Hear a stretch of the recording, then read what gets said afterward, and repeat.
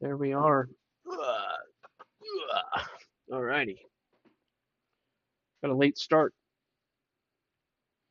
It should be like that sometimes. Late start.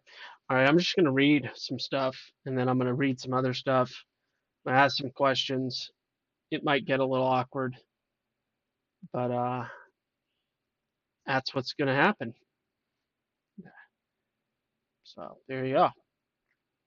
Now I urge you, brothers, to watch out for those who create divisions and obstacles that are contrary to the teaching you have learned. Turn away from them. For such people are not serving our Lord Christ, but their own appetites. Yet by smooth talk and flattery, they deceive the hearts of the naive. Everyone has heard about your obedience, so I rejoice over you. But I want you to be wise about what is good and innocent about what is evil. The God of peace will soon crush Satan under your feet. Grace of our Lord Jesus Christ be with you. My response to that right there was wow.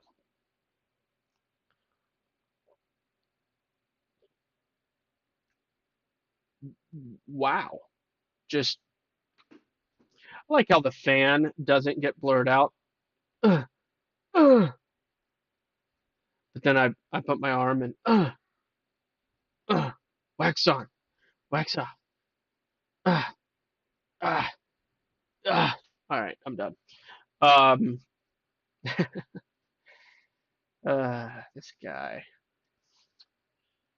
So, the God of peace will soon crush Satan under your feet.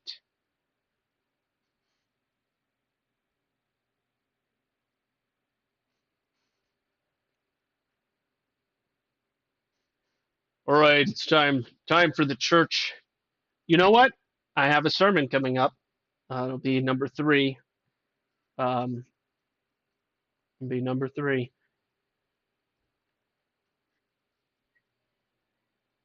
That's going to be my benediction. I've decided right now. The God of peace will soon crush Satan under your feet. Grace of our Lord Jesus Christ be with you.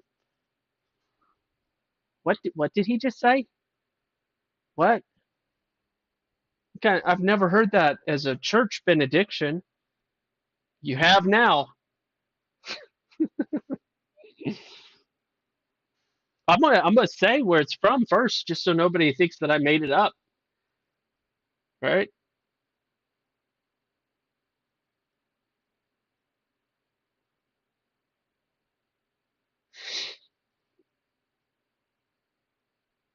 I might start it. I want. I might start it. I want, but I praying is received. Yeah, I'm praying that God leads my words, and I, I work on writing the sermons ahead of time. My topic is going to be no, not that. Where is it? Is this it? Is it over here? No, that's not it. Man, I've got so many things, so many things. Oh yes, the title will be "The World Says." The world says.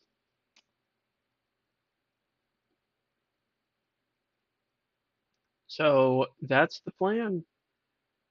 And if God moves me in a different direction, some reason or whatever, so be it. But that is currently the thing.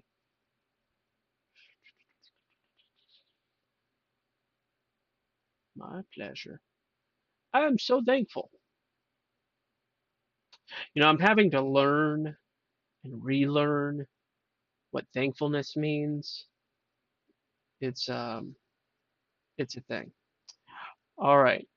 So I read some scripture, set things in the right place, so to speak,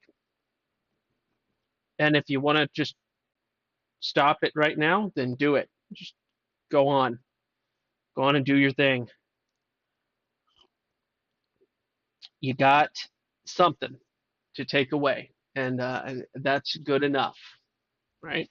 But if you want to stay, things are going to get a little goofy, and I am cautioned. I am cautioned by these words here. Watch out for those who create divisions. Lord willing, it's not my intention. I'm not trying to do that. I'm not trying to cause division. God help me not do that. I don't want to set any obstacles out there for anybody. Nope, not a big fan. But if I do what it says.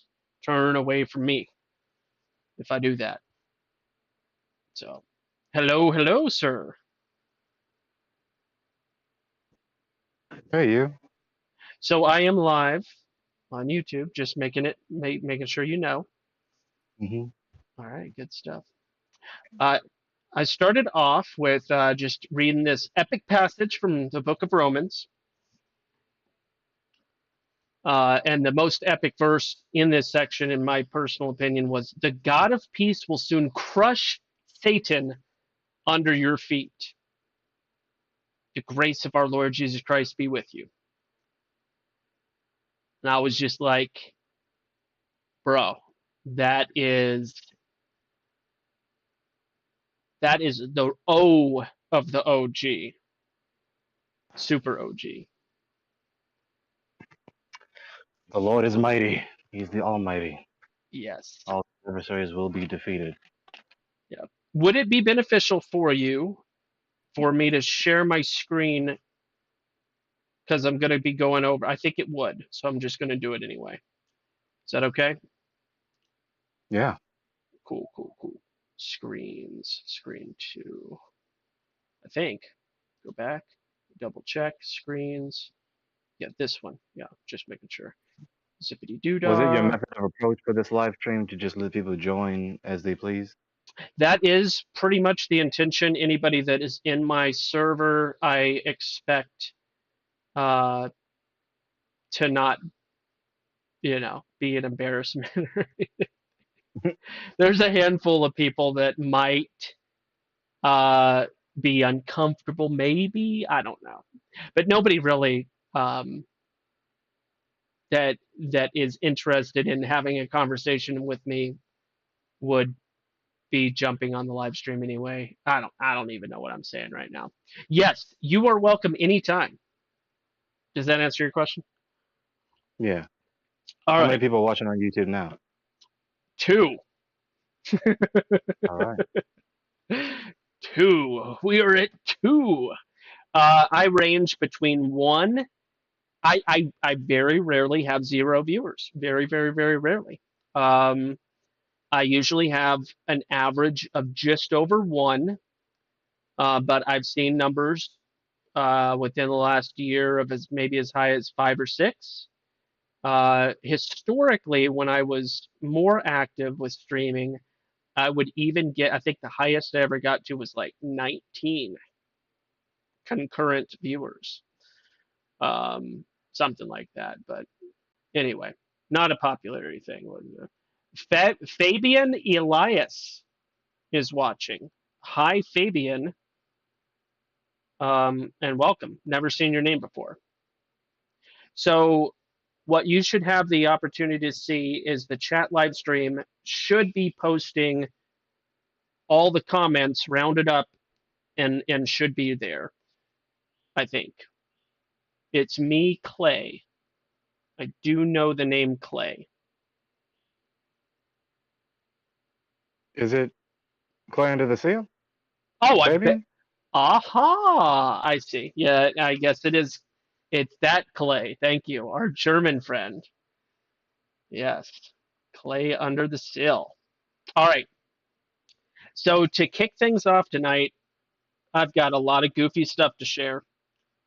Got a lot of goofy stuff because I was going over some things today, and I was just like, man. And somebody suggested, and they said you should do a stream And you know how easily suggestible I am. You know, people just say things, and I'm like, yeah, I'm going to do that. I'm just kidding. Um, no, it's a decent idea. It's like you should totally go over some of these things on your live stream. Um, and I was like, okay, not a bad idea. All right. So I work for an urn company. Okay. I work for an urn company selling urns. One of the vendors, that is a company that makes and or retails or whatever, one of our vendors that has an Hmm. offering, a cornucopia of an offering of different products. This is one of their products. I'm going to point. It's right there. All right. It's got a title. It's called Earthly Sphere. Okay. Not too, not too crazy. I mean, it is what it is. People have dragon urns. People have triangle urns. People have box urns. People have circle urns. People have whatever. All right. This is the earthly sphere. Why was this? Oh my goodness. I can't even believe that this is what I'm looking at right now, sort of thing. Well, here's Hmm. what it was. Here's what it was. For whatever reason, they made sure to indicate, hey BV, what's up? They made sure to indicate that this urn has a 6 pound, 10.66666 ounce, also known as 6.66 pounds weight.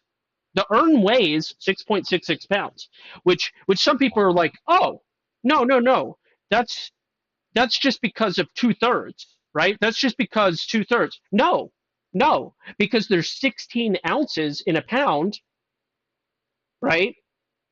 Hmm. 2/3 of 16 ounces is 10.66666. So 10.6666666 ounces isn't a normal number. It's not like, oh, that's always 10.66666 ounces. No, it's contrived. It is my accusation that this is contrived. Is it ironic? I don't know. Is it on purpose? I don't know. I really don't. I think it's contrived. I think it's awkward, right? But that's weird though, right? See this that's Yeah, why I titled this tonight's stream. But that's weird though, right? it is. But but that's What are weird. the odds that it ends up being that weight?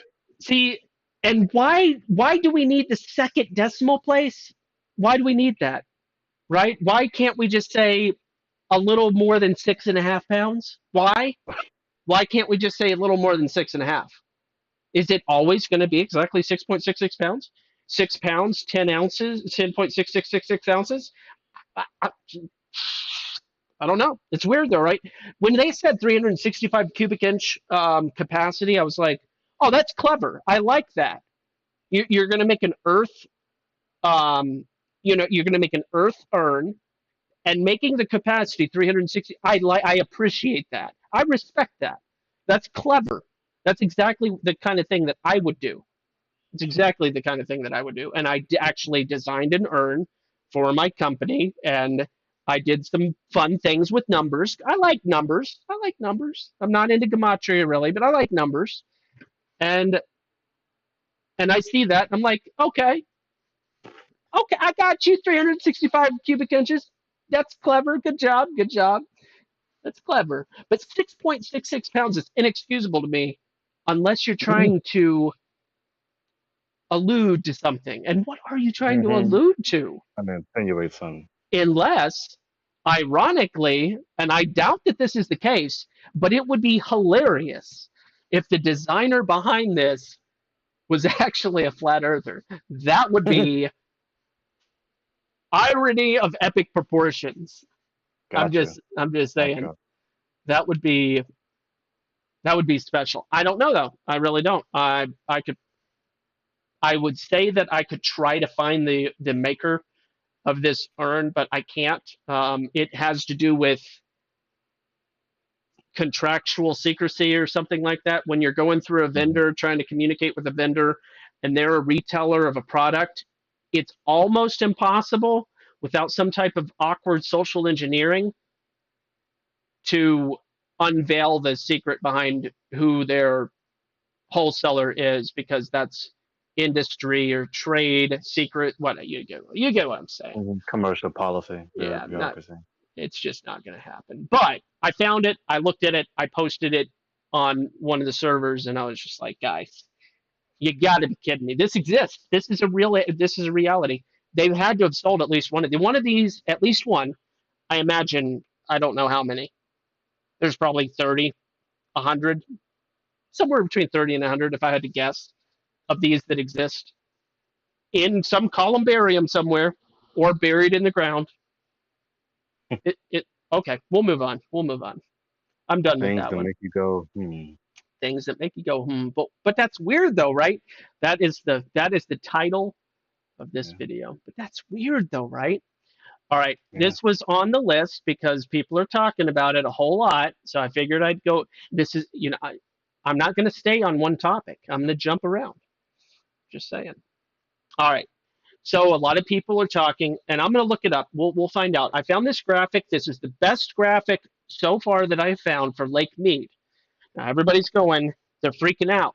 They're freaking out. Everybody, and by everybody I mean the people that are talking about it. So the people that aren't talking about it, I wouldn't know. But everyone I've heard talking about Lake Mead on the truther side, on the normie side, whatever, they're like, "Oh, it's horrible." And I go, "It is? It's horrible? Okay, let's take a look. Let's take a look. Let's take a look." All right, so I'm going to zoom in here. How blurry is this? Is it bad? It's bad. It's not horrible. It's not horrible. We're going Yeah, to it's go like over here. All right. doable, but not satisfactory. Yeah.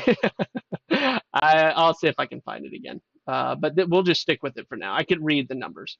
All right. Lake Mead started out, they built the thing, the dam, somewhere in the 1935 ish, 1935, 1936, somewhere in there. Probably 1935. Low elevation for 1935 is 673 and a half feet. Oh yeah, so it's like it's down here off of the charts. That's why they have a little note here. All right, all right.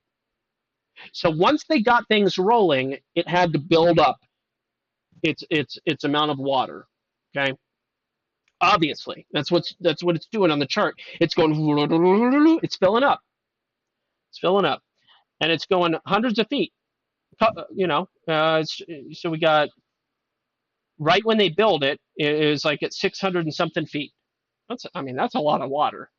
600 Hmm. feet of water. I don't know how wide, Yeah, but I just can't help but think that 600 feet of water is a lot. Um, yeah. so, but not enough. Not enough, right? So we're talking about a dam. The functionality of a dam has a lower limit, and that's called in this thing. It's called dead storage. I'm assuming. Correct me if I'm wrong. I'm assuming if it drops below the line, dead storage, it's not good. It, it's not good. That's what I'm guessing based on what I'm looking at here. So I'm going to go off of that. Somebody correct me if I'm wrong. So basically, just under 900 feet elevation, elevation feet above mean sea level. All right. So it started off somewhere around 673 feet. Now, I'm assuming that 673 feet is not zero water, but it also might not be 673 feet deep of water. I'm gonna factor that into what I'm thinking about here, because maybe 673 feet is its elevation height, not its actual depth, because it's talking about elevation. Yeah. It's fine. They start filling the thing up, and it takes 1 to 3 years. Really and truly, it takes about 3 years to fill the thing up. That's a long time. It's a pretty long time. So the flow of a river into a dam, 3 years, that's a big bathtub to fill up. In that time, it almost doubles. So if we're talking about 673 is the zero, we'll pretend that's zero. Mm-hmm. Then we'll say that 225 feet ish, rounding down a little bit. 225 feet is the bare minimum depth that water needs to be the bare minimum functionality at this dead. Gee, I messed up. We'll get to that one. That's a funny one for later. Dead storage level, the dead storage Mm-hmm. level. All right, so 225 feet is the bare minimum depth. 225. All right, but it goes all the way up to 1175. Now from 675, we'll just round up 675. So from 675 to 1175, what we have there's 500 feet, 500 feet of water depth. I think I'm Mm-hmm. logical here. I think I'm remaining logical. Um, and what they show here is there's a range. There's the pink line, blue line. It ebbs and flows. But in reality, uh, look at what happens here. In the period of beginnings, there's a huge range. Well, I say huge. It's big compared to over here. Uh, Mm-hmm. so we see a high, and then what we also see is storage capacity limit, blue line, max allowable storage. Okay, so we have a maximum. Too much water could be a bad thing. Now we know this because of the Three Gorges Dam in China. You get that water level to the edge of a dam, and that can be catastrophic. It can actually devastate the entire. Um, did I say bridge? I meant to say dam if I said bridge. No, you Uh, said damn. okay, good. You get it to the top, and it can actually start flowing over, and then it because water's a strong thing, it can be very damaging. It can destroy the whole thing, and then it can flood entire huge areas, big Yeah. areas. All right. So 500 feet after 3 years, 500 feet depth, uh, roundabout there. And then it starts going up and down. And what we see here is a pretty big gap over and over again, getting tighter here in 1955. 20 years in, there's a little tightness, but then it opens back up. Little tightness again in 1961 or two, and then big, it opens back up. Then in 1966, whoa, the difference between the high and low, almost nothing. It's like if I was thinking right, and I don't know that I am, I'm get this is guesswork here. I know nothing about dams and stuff, but I'm pretending. I'm guessing that this has to do with power production. Mm-hmm. My guess is the more power production, the more water you're going to use, and possibly that's going to, depending on when in the year you use it, that's going to make the difference. Mm-hmm. We're going to use a bunch, and then we're going to let it fill up again. That's the way I'm guessing. I'm just trying to be as logical as I can, as a complete ignoramus on this topic. But anyway, all of a sudden in 1966, it starts getting really tight as compared to the 30 30 previous years, 31 previous years of functionality. Very tight, very, all tight. And then all of a sudden it starts gapping more, similar to the early days, but not the same, just more the same. I don't think I'm saying that right. But we've got this really tight connection between, it's almost like they increased efficiency. If I had to, again, I'm guessing here.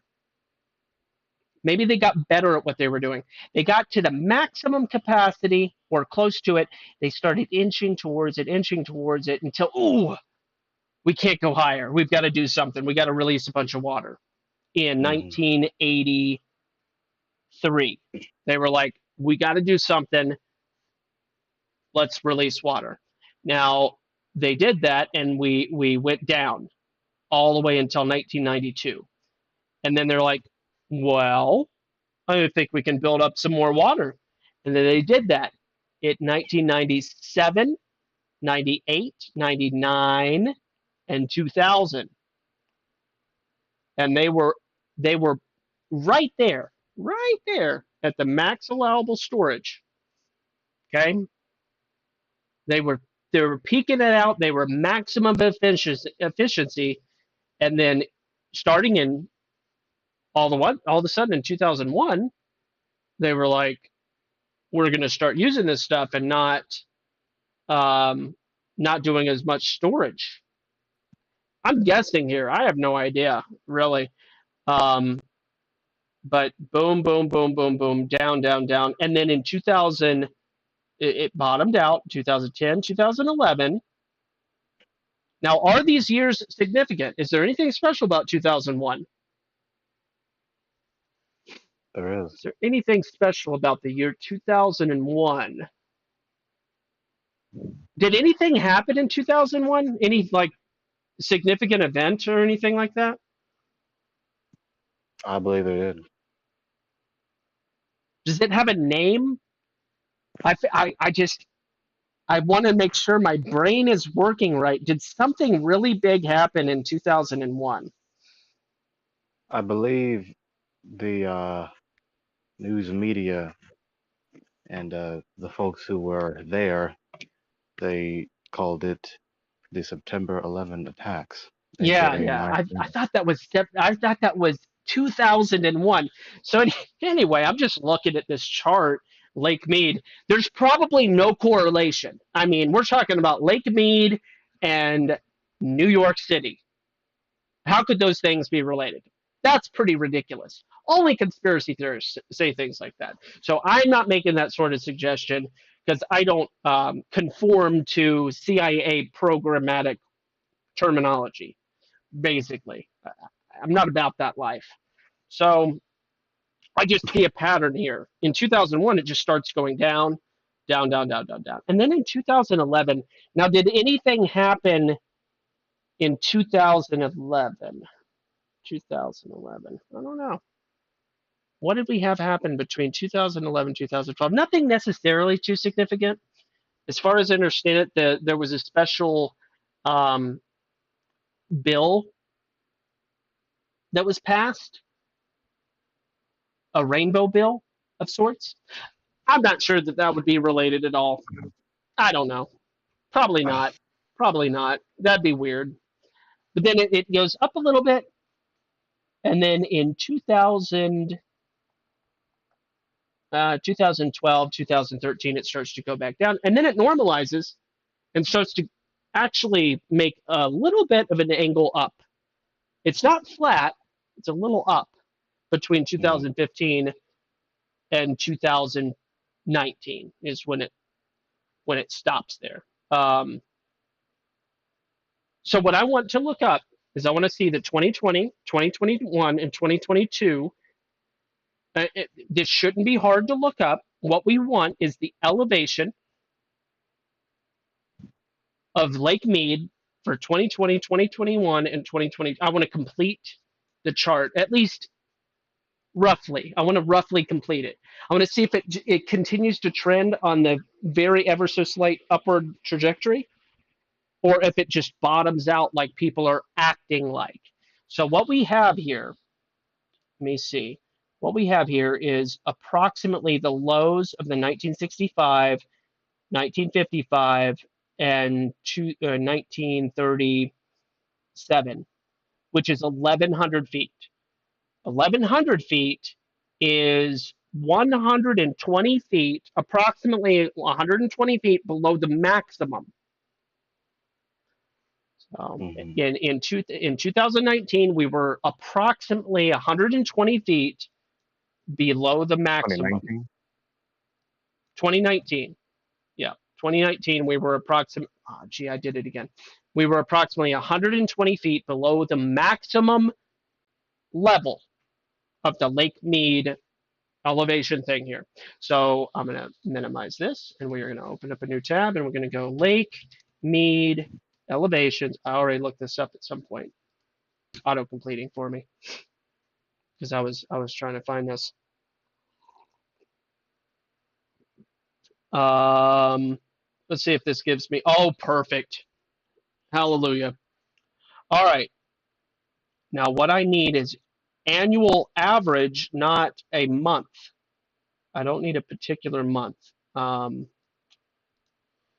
uh, Here, can I do this? All right. Will it give me an average? There's no average here. All right. Um, So I'm gonna have to. Am I gonna have to throw this in spreadsheet? I'll do it. I'll do it. I'll do it right now. I don't Got know. all the tabs in the world open. Oh, bro, that is why I have 48 gigabytes of RAM. That is the reason why. And it is Um, moving swiftly still. yeah, I have a pretty good processor too. I bought this computer 3 years ago with the anticipation of working hard for my job, but I also knew I'd be doing some like you know, YouTube stuff. I anticipated some of that. And I got the best computer I could afford that was rational. I maxed out my RAM. Not quite. I think I could go a little higher. I don't think 48's the max. Maybe 48 is the max. No. I don't know what my max RAM is for my motherboard, but doesn't matter. All right, 20. Now we're going to work out averages. Is this, did I get everything? I got everything. All right. So we're going to work out some averages. Some people hate spreadsheet. I love spreadsheet. Um, Although I'm going to pretend that I've forgotten how to do everything. I'm working with a, it's squashed. I usually have like the full screen, so things are a little out of place. So I am kind of forgetting. What is what and where it is. Yeah, I'm better at just writing it out equals some. No, I guess AVG, right? Um, no, AVG is not it. It's MEN. Is it mean? It's not mean. Ah, gee, I have forgotten everything. What's the code? Is somebody gonna help me out in chat? I've forgotten the code. The words for average. No, don't ask me. Is it we'll just do average? We'll do average. Yeah, B yeah. Do I just tab? Yeah, there we go. All right. And then what's cool about this is you just click down. There you go. And then click down and there you go. Fantastic. So what we have here is an average of 1088, 1073, 1059. What we're talking about here is 50, yep, 15 feet and then another 14 feet. So not even as much so far for the year 2022. They're taking this data monthly. Now let's go back to our graphic. Where's the graphic? This is the one. All right, here we go. Here's the graphic. 15 feet. It went down 15 and then it went down 14. Now, what we're talking about here is 120 feet away in 2019, 120 feet away from the max, and then the next year, 135 feet away from the max, and then 149 feet away from the max. Now, in regards to this chart, if we're going to compare all the years of operation, in 2022, what we have, let's go back to that number, cover myself up here for a second. 1050, Where'd you go? 1059, 1059. So we're gonna look at 1059 is click and click. 1059 is here, right here, right here, just below this word low elevation. So low, below both of those. Okay. Um, so below, somewhere in this region right here. So right now, okay, we're looking at the chart of the whole history of Lake Mead, and we are literally sitting right in the middle between the maximum level of maximum allowable limit Storage capacity. and the lower limit of operation. I assume that's what dead storage means. That's what that red line would mean. I'm assuming. So we're right in the middle with the current 2022 number. And what I keep hearing in the news and from truthers and all these different people, what I keep hearing is we are at catastrophic numbers catastrophic numbers. Now, let me point out, it goes up and down. It's not just down, down, down, down. I mean, it kind of is down, down, down, down, down, but it does go back up a little bit too. It goes back up and then it goes down. So right now in May of 2022, we have 1047. Um, and I worked out the average. The average for 2022 was 1059. So it's another 12 feet. Currently, it's 12 feet lower than the average for the whole year. Will it go back up a little bit during 2022? I don't know. But the fact of the matter is, this goes hand in hand with the concept of climate change, in how up and Mm. down, up and down, up and down, cycles, cycles, cycles, and the argument of anthropogenic. I think I said that right. Mm-hmm. Anthropogenic climate change. And the question is, credit to Meme War Vet and Tucker Carlson, what's the right temperature? This is a man-made thing in the first place. Can we keep that in?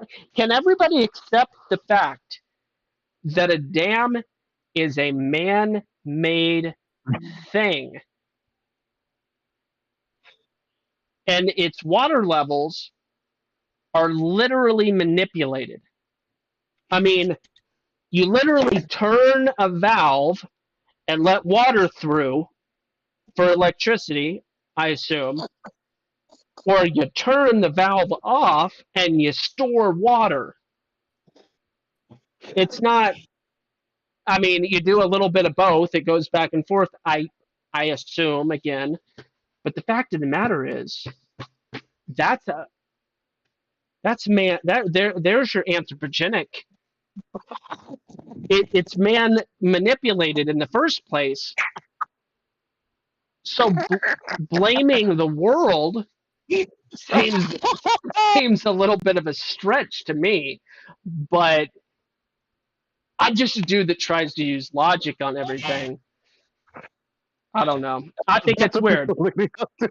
I think that's weird. I don't know. But people are freaking out about Lake Mead, and I'm looking at the numbers and I go, so it's halfway. Like, here's the low, here's the high, it's halfway. It's like you're in school. Your child is in high school. He's graduating in 2 years, and his GPA is a 3.5. A 3.5. Why is that the halfway? Because 3 is the minimum. Not everybody feels this way, but technically in most public school systems, your 3 is the minimum to get into college. Like, if you're below a 3, you might not graduate. If you're below a 3, you're definitely not getting to college. So 3 is your minimum. 4 is your maximum. I know there's such a thing as EP or whatever. Like, there's the AP classes and all that special stuff that can get you above the 4 or whatever. Who cares? 3 to 4. We're at 3.5 GPA with Lake Mead right now, and everybody's going, it's the end of the world. Maybe everybody's Chinese. That's my conclusion. Maybe they're just Chinese, which, hey, that actually, that might have some merit with the whole China's taking over America thing. But maybe everybody's just Chinese and they're like freaking out because it's a 3.5, where in the Chinese conceptualization, Chinese parenting, 4.0 is the minimum. The maximum is the minimum. I don't know. And So can you bring up that same chart with Lake Powell? Because Lake Powell has a dam on it, and it's the one that feeds into Lake Mead. Oh wow. oh, you're So saying if, you're saying we could, if we looked into Lake Powell, we could reveal the lie. Is that what you're telling me? no, I'm saying that if you're cutting off the inflow and not allowing it to fill, and then taking your gauges off of the one that's downstream and saying, oh man, It's way too low when all you have to do is open up the gates of the one upstream from it to fill it up some. All right, So, I'm gonna so adding to Gospel's point, yeah. what I want to see here is historical water levels of Lake Powell. Lake Powell is also going down. Right, in 2020 we had 3,600. In 2022 we have 3536. It's lost about 64 feet in the span of 2 years. That roughly coincides with the other one. So, oh, but check this out. Let's let it be clear. I'm going to point in my video. Let it be clear that it literally indicates here 3,700 feet is the maximum. So in 2020, it was at 3,608, or just a little bit more than that. Yeah, 3,608. So, I mean, what we're talking about here, if we're going to give the metaphor of the GPA, we're talking about a 3.9 that's now a 3.85 GPA. If we're going to go with the metaphor land, Lake Powell, I know it disappoints the Asian parents out there, but all the American parents are like, "Good job, son." But then again, of course, the psyop. Now, and then you've got this like this thing right here that I'm looking at. That you guys on Discord should be able to see. In May, it and then it goes back up over and over again. Patterns. Isn't it weird that there's like these cycles and patterns in the world? I don't know. What do Yeah, I? it's Powell is filled with it cut off it cut off Mead's original source. All right, we're gonna do this. We're gonna do this. We're at 35-38. We're gonna do the ratio here. 3538. Whoops, I definitely didn't hit the rate. 3538 divided by 3,700 maximum. Enter. We're at 95%. We're at 95% in Lake Powell. We're at 95%. Let's do it with let's do it with the other one. We're at Yeah, so they're not 95% with Lake Powell, guys. they're not releasing Powell. They're not taking it down, and they're letting Mead just dry up. All Well, right. not dry up, Yeah, no, but not at it's all. levels All right, lower. 1059. All right, 1059. We're going to go back to the graphic, which is right here. I'm going to look at my maximum. All right, now we're going to do, where's my calculator? All right, 1059. That's the current level. Worst case scenario, it's the lowest. It's not the lowest it's ever been, but it's low. It's lower than 60 years, 70-year history. All right, so 1059 divided by, I think it was 1225. I'm going to double check here. 1225. 1225 is our 4.0 GPA. Oh my goodness. So we're listen, we're at a 95%. We're at a 95% in Lake Powell, and we're at an 86.4% of maximum capacity. We're at 86% in Lake Mead, and this is the end of the world. I think that's weird. I think that's weird. Gospel, clarify something for me. Are they supposing that this imminent catastrophe is catastrophically high or catastrophically low? No, you know, like Iron Argon said, it's drying up. Oh. You know, like we're pretending that 675 is the zero. So let's pretend that that is zero, that if it's at 673 feet, there's no water in there. I don't think that that's the case, but let's pretend. That's it. We're talking about 1059, which means a 40-story building is underwater, and that's dried up. Catastrophic. 86%, so 14% below maximum level, 14% below maximum level. Right now, we are experiencing the biggest crisis ever because 14% is the end of the world. Now, let's be fair. I like to be fair. I like to be fair and as logical as possible. Our dead storage level, which we talked about before, is 900. Let's see what that percentage is. So let's see between 86, 86.4. Remember that number, 86.4. Let's see what percentage from maximum the dead storage level is, which is 900. 900. Okay, 900. 900 divided by 1225, 73. All right. Is 86 closer to 73 or 100? 86 is closer to 73 by 1%. Yes, by 1%. So when we're talking about a balance, when I said 50% before, I was off by a percent. It's like 51 versus 49. Our balance between maximum and bare minimum, we're at the 50% mark. Again, a 3.5, oh, I'm sorry, a 3.495 GPA. I'm done with that one. I don't even want to beat it up anymore because people can live in fear and it's a voluntary decision. That is my assessment. People can live in fear. Oh, everything. Look at what they're doing. They're doing nothing. They're Why? playing with numbers and making people silly in the head that don't scrutinize and look and go, well, let's see what they're actually talking about. What did I just do? Oh my gosh, I ran numbers. I could never run numbers in a spreadsheet. That's way beyond me. You don't have Right. to. I just did a little extra because I didn't feel like digging for the answers. So I got the answers myself. But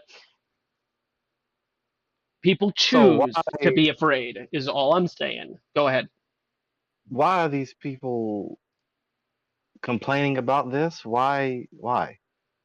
Oh, bro. It's associated with the climate change narrative. It's associated with fear mongering. But the fact of the matter is, Oh, I'm seeing people on the truther side. I'm seeing people on all sides going, bro, Lake Mead is about to be empty. It's like, again, what part of a submerged 40-story building are you not understanding? That's going to be my rebuttal every time yeah. that anybody brings it up. I'm going to be like, you could submerge a 40-story building. You know, we're complaining about a 3.495 GPA right now, and they're going to be like, "Gospel bearer, you're a crazy person. Nobody even knows what you're talking about with your metaphors right now." And I'm going to be like, "Yeah, well, watch That's the this problem. video. I explain it all like a madman." All right, this was funny. We talked about this today, and I explored NASA's website. It's interesting. That's weird though, right? So again, the title of tonight's video. But that's weird though, right?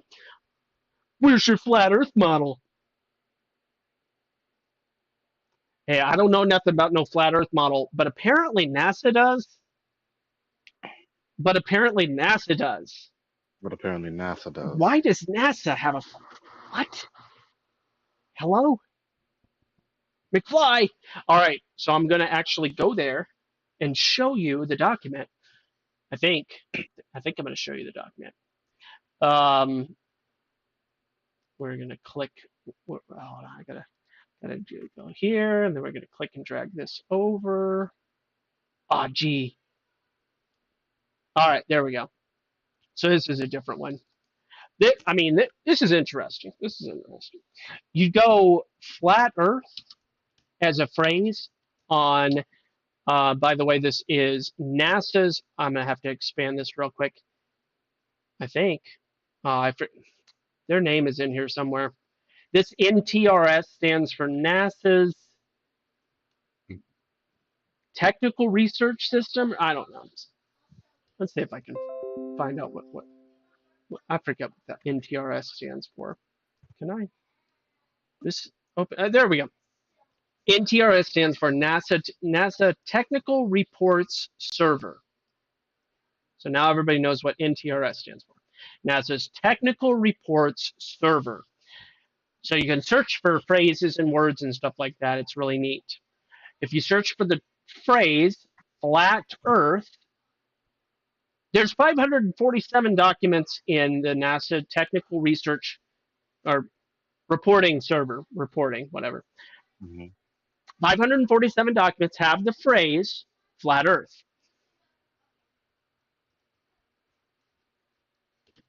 On their website. 8 documents have the phrase globe Earth. Okay, okay, okay. But Interesting. but listen, I'm fair. I'm a fair guy. I'm diplomatic. I don't try to hide things. So I looked this one up too.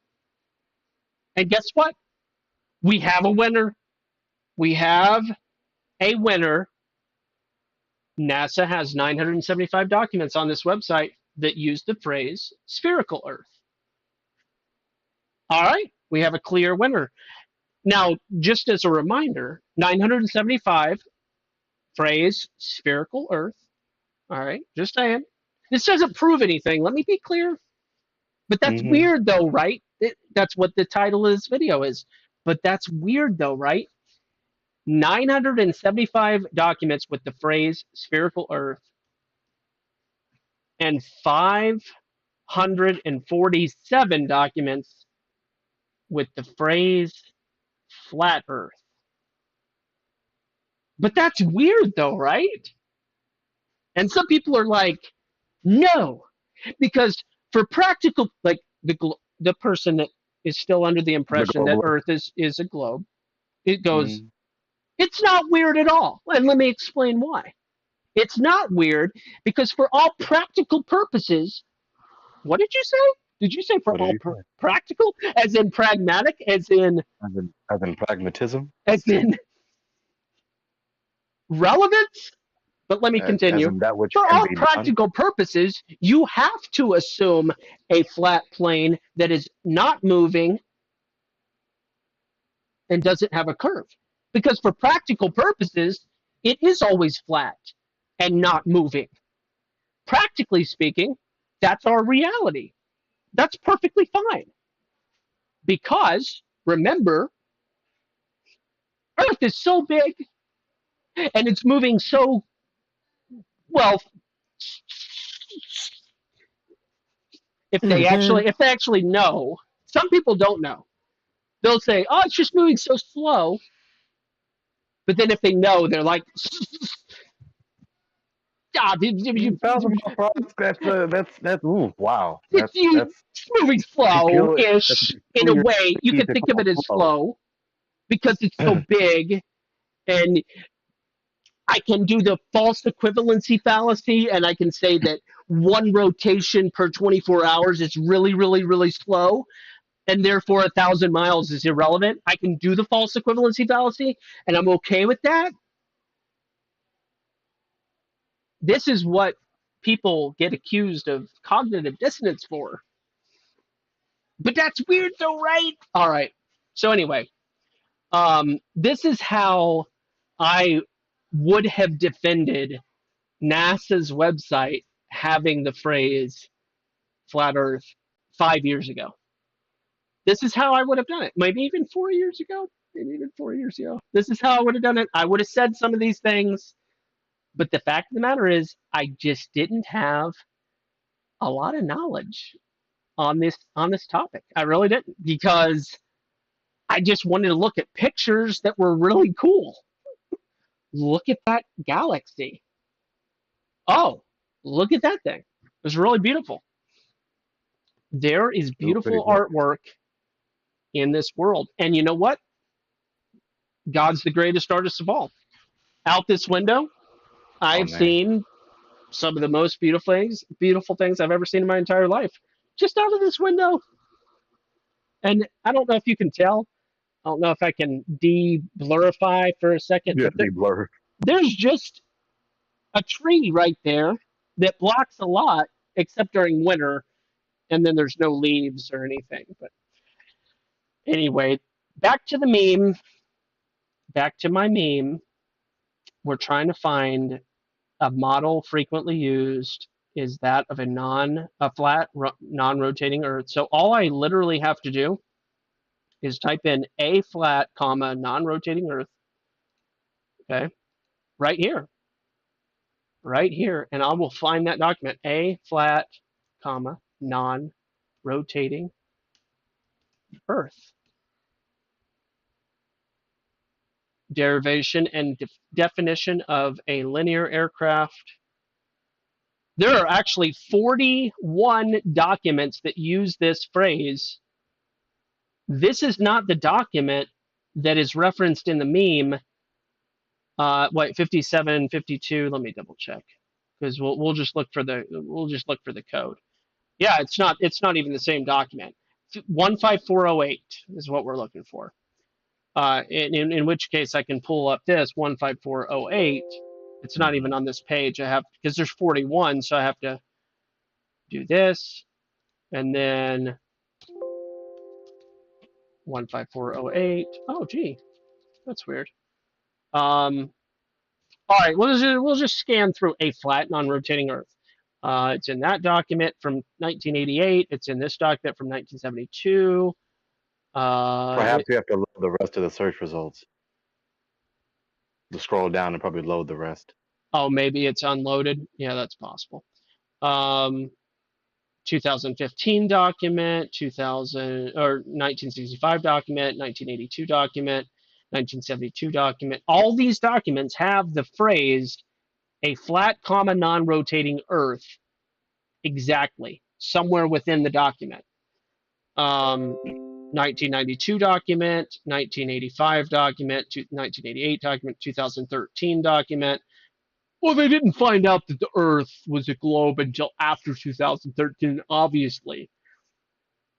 Anyway, 1967 document, 1975 document, 1965 document, 1975, 1968, 2003, 1975, 1993, 1997, 1972. I mean, again, 41 examples here. 91, 68, 72, 65, 91, 90, 79, 88. This is a weird, but that's weird though, right? The phrase "a flat non-rotating Earth" in 41 NASA documents. But that's weird though, right? Is that weird? I would say so. Weird. Very Again, weird. let me be clear. This doesn't prove anything. I don't think it proves anything. I don't think it proves anything. I think it's just a little weird. Some people are like, "Hey, Mr. Etymology, haven't you pointed out that the word Mm-hmm. weird is weird?" Like, yeah, the word weird is weird, actually. The word weird, but that is weird, though, right? Weird having the power to control fate. That is weird, though, right? The word weird, colloquially speaking, in reference to the etymological meaning or the original meaning, Yeah, the is ancient. weird. The sense uncanny, supernatural developed from Middle English use of weird sisters for the three fates or Norns in Germanic mythology, the goddesses who controlled human destiny. Wow. So even the word weird is weird. Oh boy. It's just like that though. All right. So here's the fun NASA meme. I typed it in earlier today. The link is there. Um, Here, I know how I could find. Well, no, I can't do it right now. It's too much of a bother. It's not a big deal, but it's there. It's a fun meme. It's pretty fun. Making fun of the flat Earth, and then you're like, well, that's. I'll have to look into that. I could have an instant knee-jerk reaction to that as a glober, but I'm gonna have to look into that now because yeah, you're right. It's a little confusing. I don't know why they'd be Should I doing have that. a heart that cares about truth? What's that? Should I have a heart that cares about truth? Yep. All right. Let's see what else pops up in my recently saved document. Okay, listen. This is gonna kick some beehives. It's gonna irritate some people.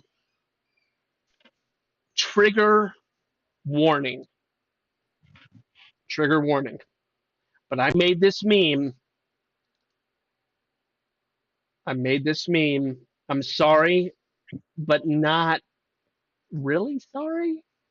I recognize the picture of that guy's head in the pink circle. All right, so I repurposed one of the Wojak memes, which is referred to as the debunker, and yes, that is Adam ruins everything on his shirt. And listen, I actually used to be a fan of Adam ruins everything. I'm not anymore because I found out that there was some sophistry involved in what Adam ruins everything said. It was clever. It was well done. I think Adam ruins everything was cleverly put together. Yeah, I like a number of their episodes. The which one?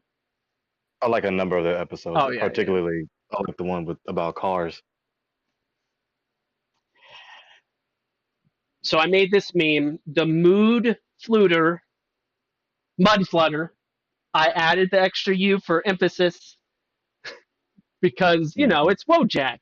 This is how Wojak is. And I know it's offensive to some people because some people are like, but my big doors. How dare you insult my big doors? And my being my big doors. How dare you, Matataria? All right, so we'll go over this meme that I made.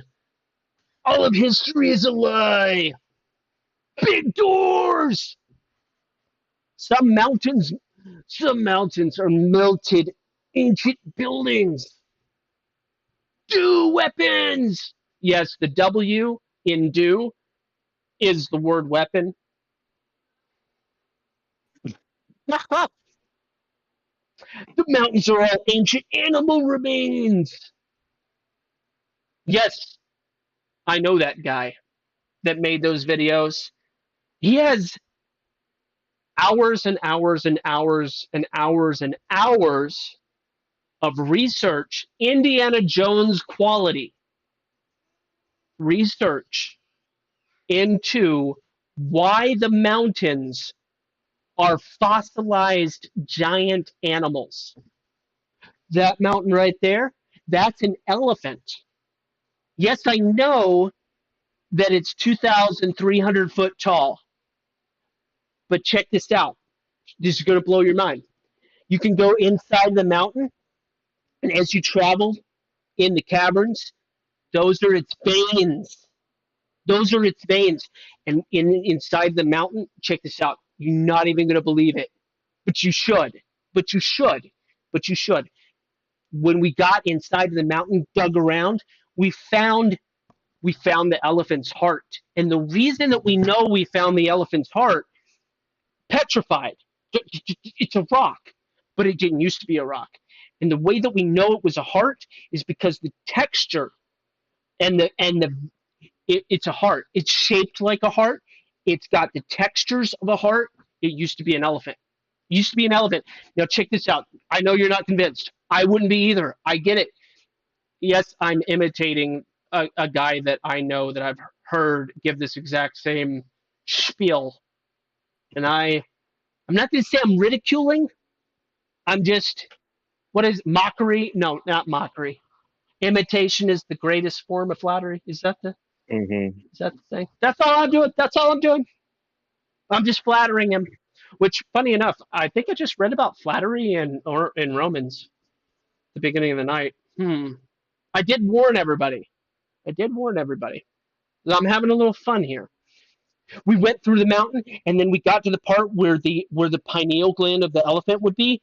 It was there, and then the optic nerves, and there was caverns with the two holes where the optic nerves would be, and then the tongue. We found the tongue, and we found all of the organs.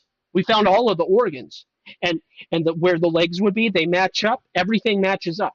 The tusks, all of it. That mountain, and there is a mountain that looks a lot like an elephant. That mountain used to be an elephant.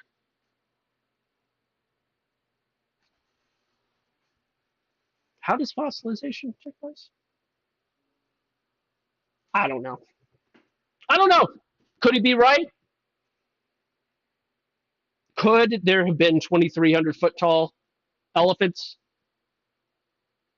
That's for you to answer. This is just a meme I made. I'm just a dude. I'm just a dude. It's just a meme. Not all memes tell the truth. It's just a meme. Ancient tech. Which reset are we in today? Now that one is actually pretty funny because it's like, wait, which timeline is this? That's the question. Maybe I should rephrase it. Which timeline is Wait, which this? timeline? Oh Yeah. dear. Tree rings on mountain plateaus. Oh, the plateaus are cut off trees. The giants harvested the trees.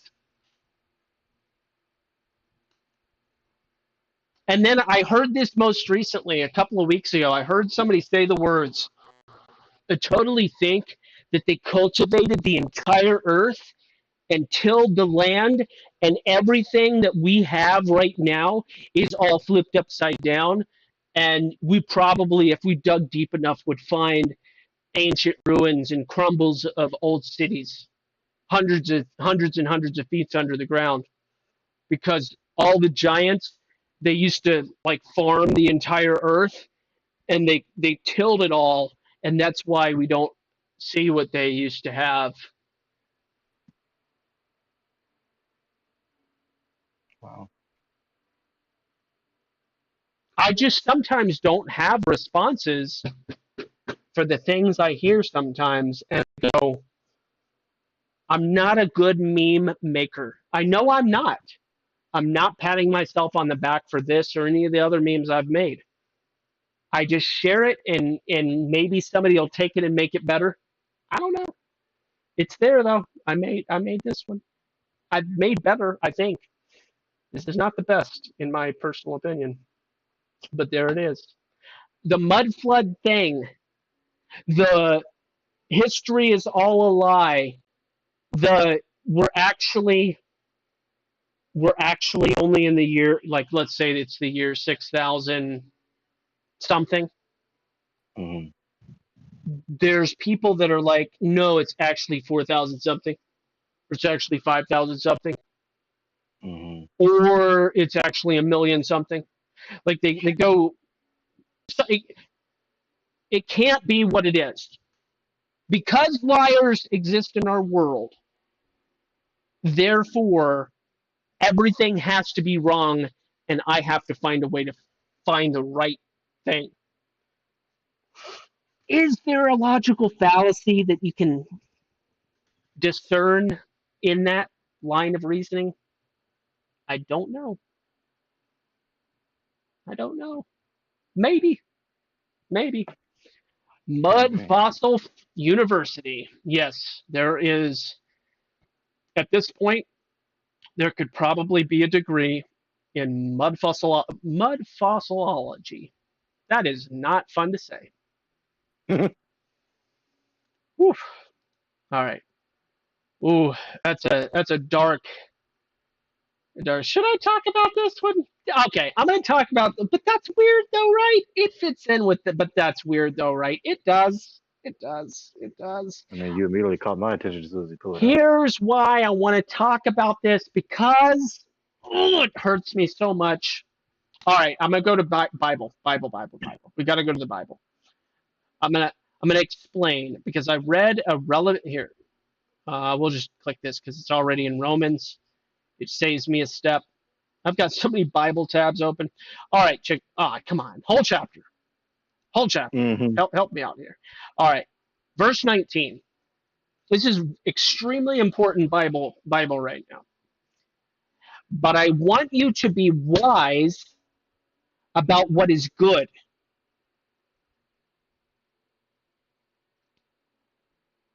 and innocent about what is evil.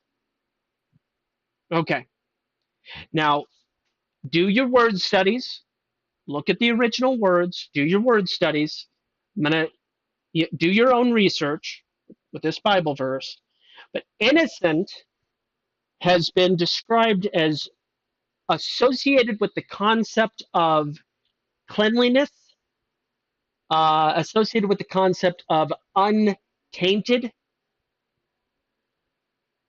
set apart, clean from. Get that hold that in your mind. So untainted by evil.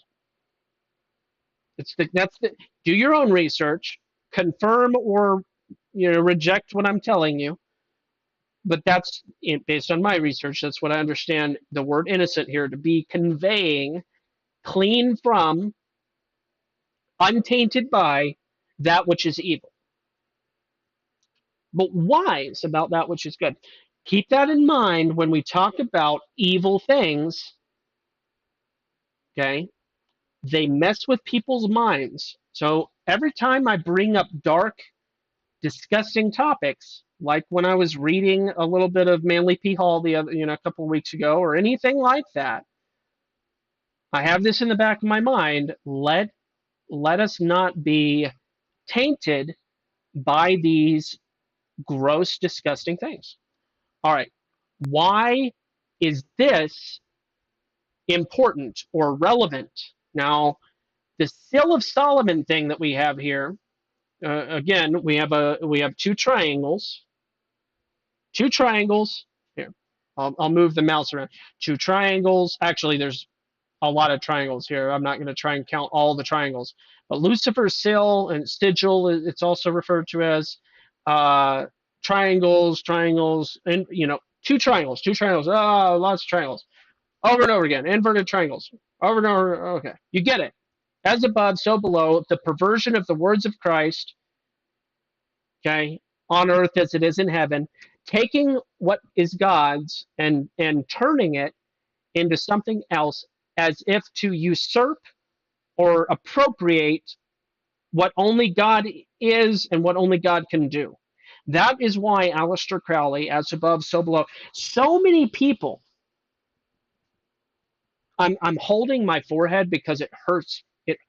It grieves me, and I'm not using this word lightly. It grieves me to think about the Christians who quote the mystics, the occultists, Mm-hmm. who keep on saying this phrase, as above, so below, as if it's an exciting, good, and positive thing, and not associated with the appropriation of Satan himself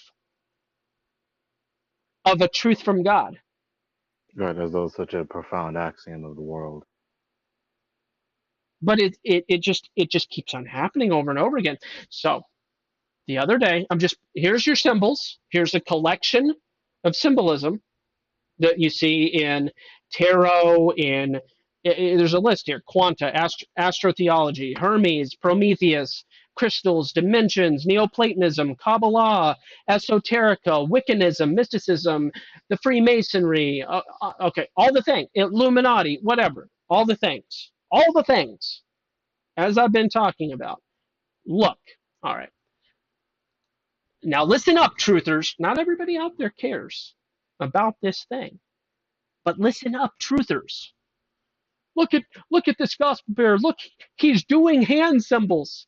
He's doing the Mm-hmm. things. I'm animated every now and then, especially on a topic I'm passionate about. And I know I've probably done some things with my hands. Right there. He's signaling. Listen, I want to actuate Romans 16. It beautiful, lovely words in Romans, the end of Romans there. I want to be untainted by the evil things. God, please, right? There's probably a certain degree that I need to take a bath. And the only way you do that is by drenching yourself in God's word over and over and over again. Not not like not like you're doing penance. Don't get the wrong idea. Not like that. Just Hmm. practically speaking, not I don't know. Don't take it the wrong way. Um, all right, vortex. So the other day, somebody was like, "But have you looked into vortex math? Tesla man 369. Yo." The more I looked into Tesla and a lot of these guys that are revered, honored, lifted up, forget Einstein, man. Tesla, Nikola Tesla.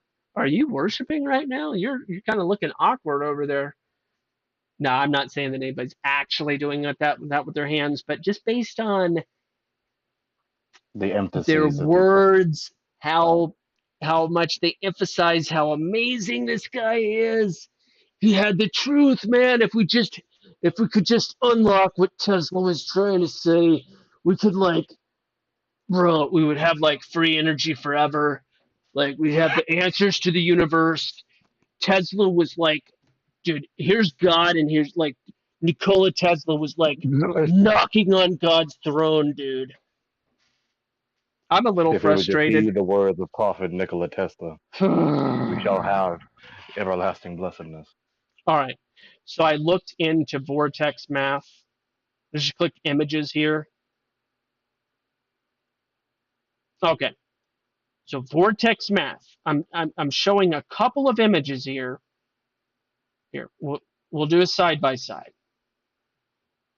I need to make this a little smaller, I think. All right.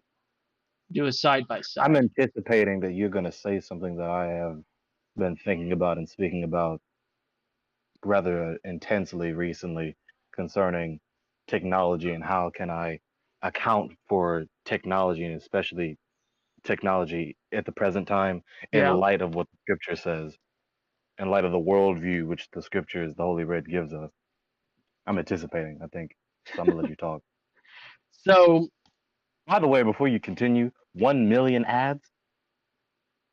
oh, bro, my Brave has done the job. It saved allegedly 14 gigs of bandwidth and 1.1 million trackers and ads blocked over the course of approximately 3 years. I guess is what that is. Three, Okay. just under 3 years, maybe. That averages out. Because I'm looking at mine. I got 73,000, 73.5 thousand trackers blocked and 631 megabytes saved in 1 hour time saved. Like, what? 16 A hours lot of saved. Yeah. internet. Yeah. 3 years, and I spend 45 to 50 hours on my computer a week. So over Valuable. all of those, except for when I was in the hospital. But apart from that situation for 2 weeks, I've spent a lot of time on my computer. Anyway, vortex math 369 triangle, inverted triangle. Where was an image that was doing that? All right, we've got images like this showing the vortex math. We've got uh, triangle, triangle, inverted triangle. What do we have here? We have the Sill of Solomon. We have Lucifer's Sill. We have some correlation here, irrefutable correlation. Now what do we have? We have the flower of life. The flower of life. All right. Isn't it just so beautiful? So so we oh yes, DNA. Yes, DNA also portrays and light waves. Everything, the universe. Oh, Earth is a toroid. It's It a is a toroid. it's a toroid. Earth has a toroidal field. All right, listen. Let me give a little bit of a metaphor here. Maybe an analogy. Maybe analogy. I was just having a conversation about the concept of chi, the Chinese thing, the energy that we supposedly have according to their ideologies and stuff. All right. So the fact of the matter is, and I've talked about this before,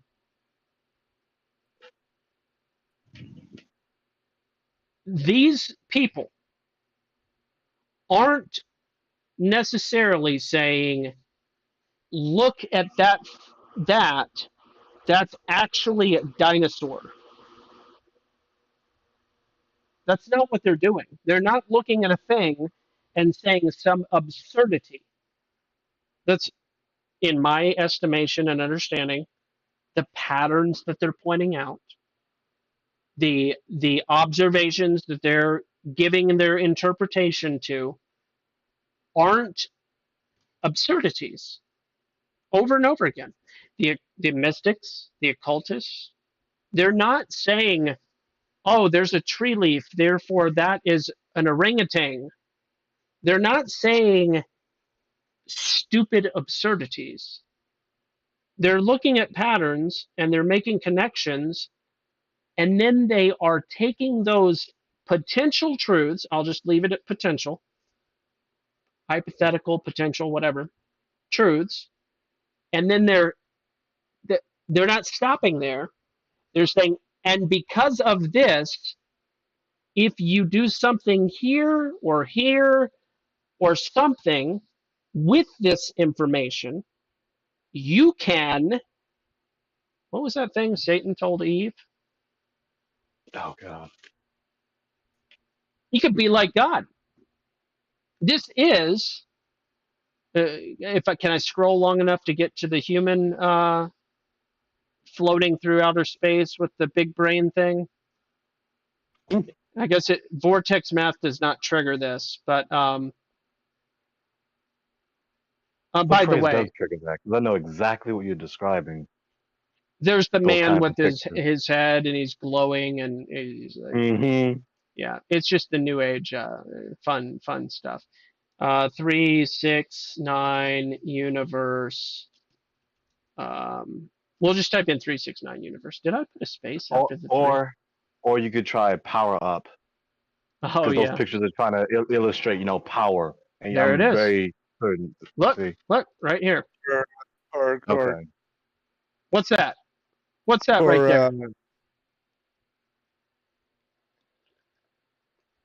that's Nope. Da Vinci's I know. drawing. And then Hermes with your double serpent, right? You got your Hermes, and then you got wings like Lucifer. The All Caduceus. right.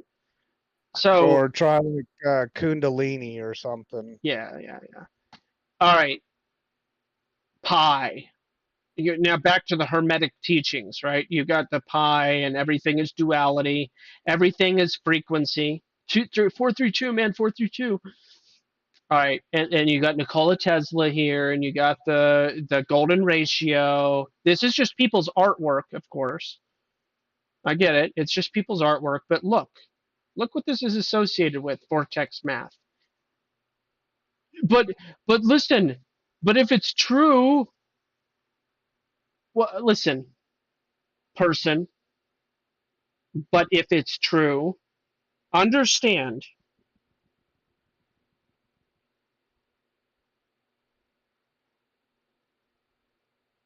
I'm trying to come up with another metaphor.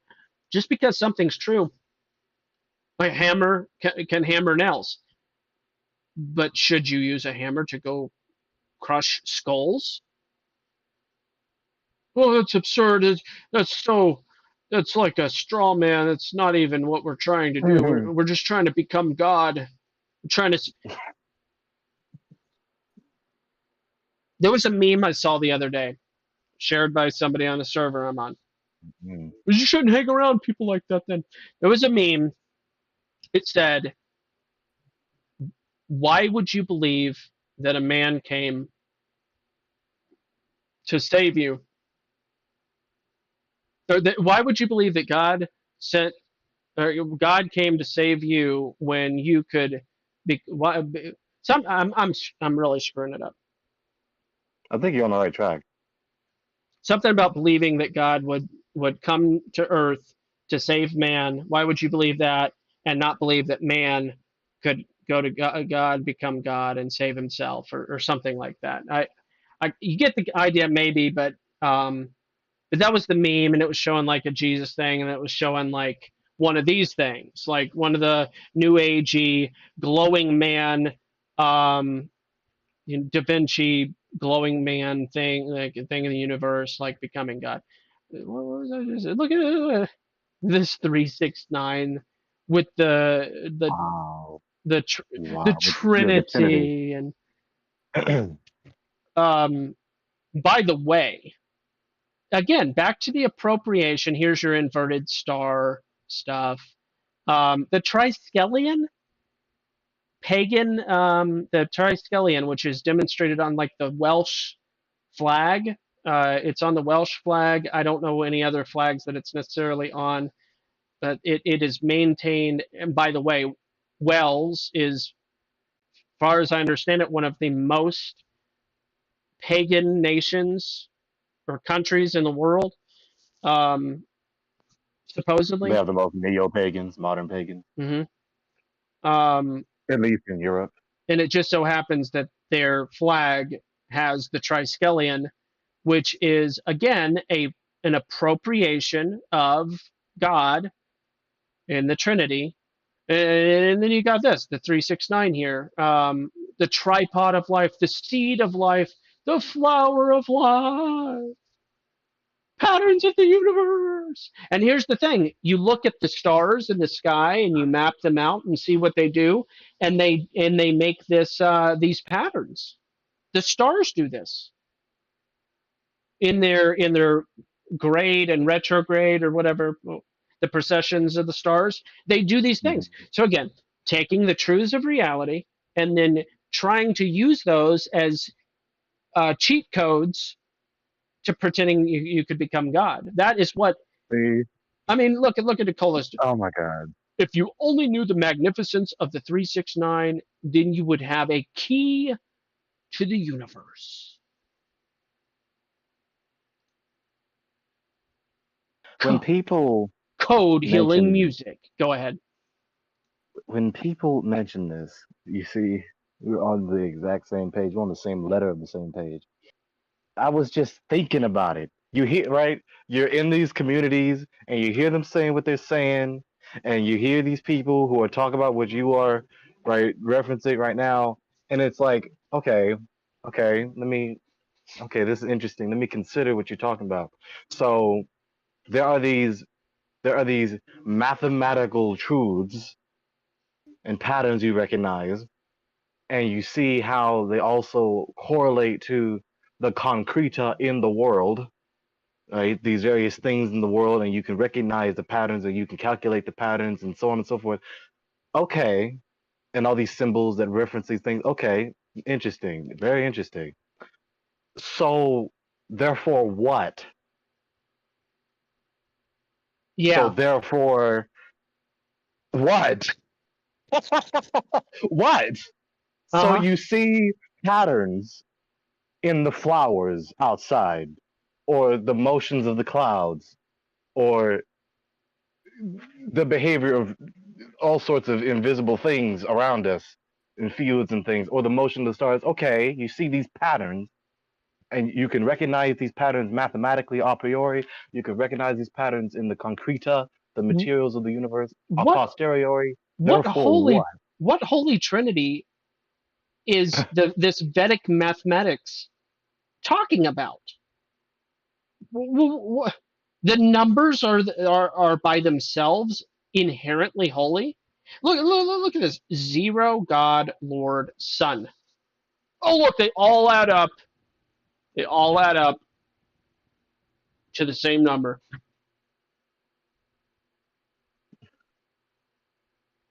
What do you You know? know?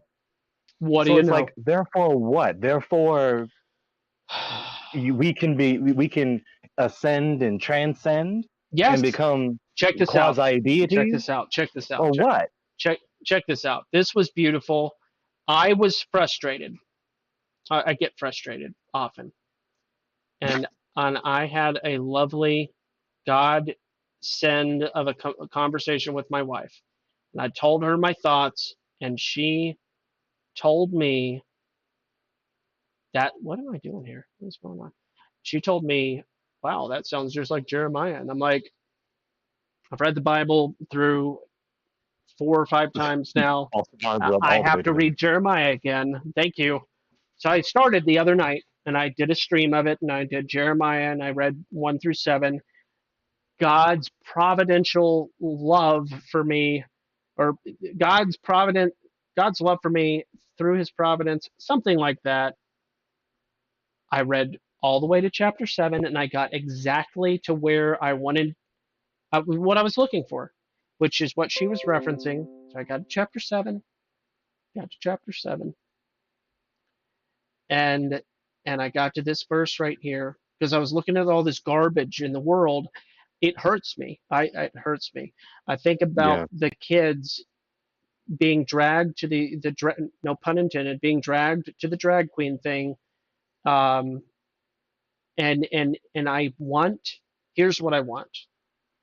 I tried to say this before, but I wanted to say it in a way that wasn't incorrect. I tried to phrase it like this. It is my opinion that, and it's my opinion. I'm fallible, but it's my opinion that God's justice should be carried out against these parents instantaneously and not later on. That's my opinion.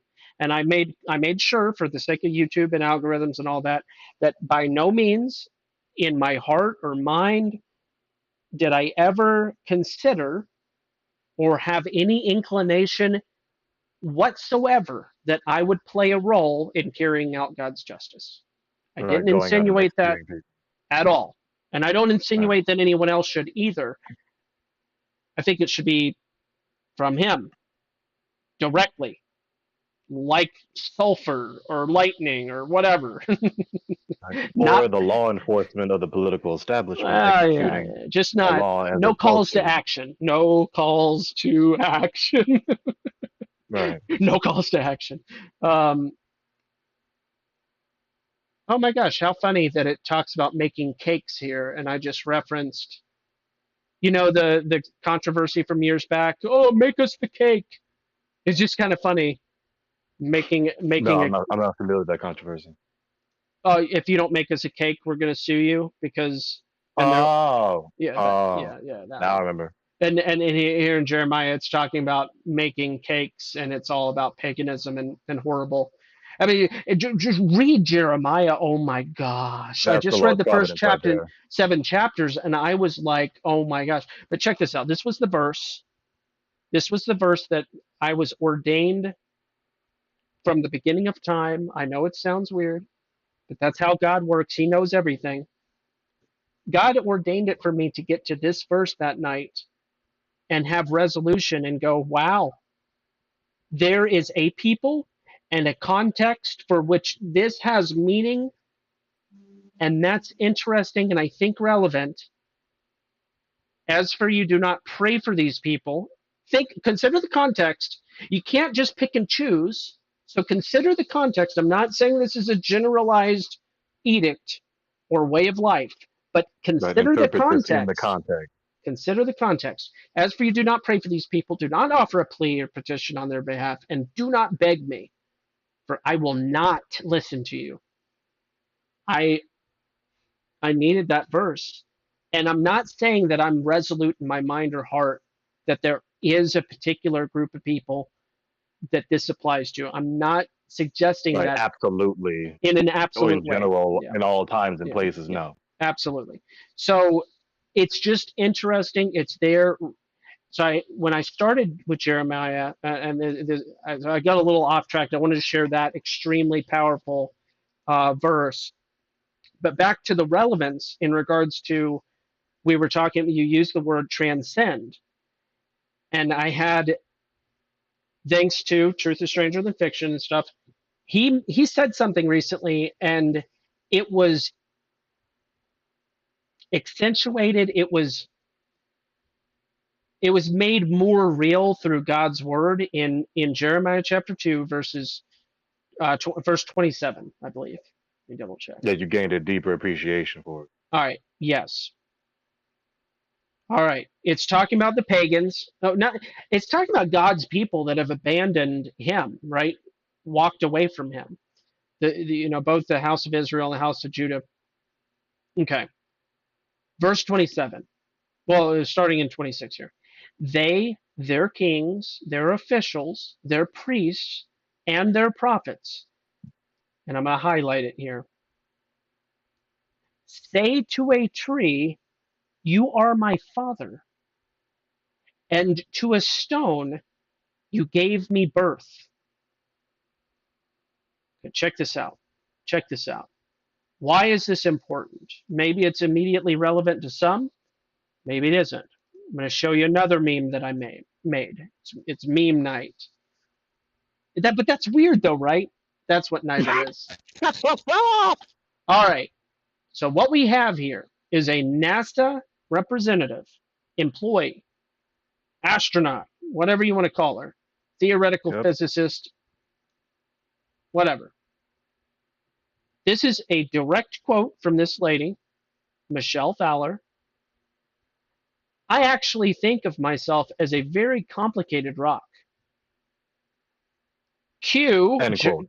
Jeremiah chapter 2. They, their kings, their officials, their priests, and their prophets say to a tree, you are my father. And to a stone, you gave me birth. To a stone, you gave me birth. I actually think of myself as a very complicated rock. Does anybody need, how much proof do you need to know that there's nothing new under the sun? To know that Solomon was speaking words of absolute truth. To a stone, you gave me birth. I actually think of myself as a very complicated rock. For they have turned their backs to me and not their faces. Yet in the time of trouble, they beg, rise up and save us. But where are the gods you made for yourselves? Let them rise up in your time of trouble and save you if they can.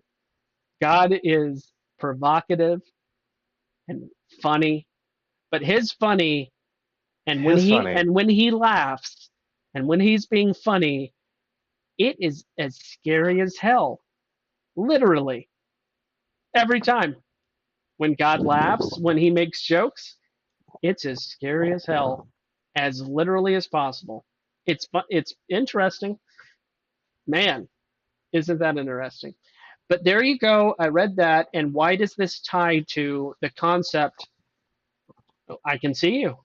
Hello, hello. Why does this tie to the concept of transcending? Truth is Stranger Than Fiction made a comment that this is all about evolution. Everything, it's the evolution concept isn't about, let me rephrase. I'm going to take what he said and try to distill it into the most poignant point I can make. The concept of evolution, first of all, is proven right here to not be a Charles Darwin thing, but is proved to be a Mystery Babylon thing, is proven to go back to so old, no less than 2,600 years ago, no less than 2,600 years ago, but more than likely much, much further. Much older. Evolution, the point is not about physical, material, biological evolution. The point of all of that is to program someone into the belief that we are going somewhere. Where is that somewhere? God's throne. The supremacy of being.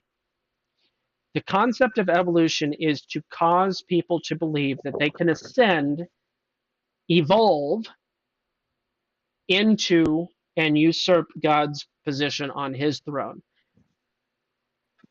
You look at what is the particular religion? It's which religion is it that does the reincarnation thing, and each time you come back, you try to do better, and you move up levels?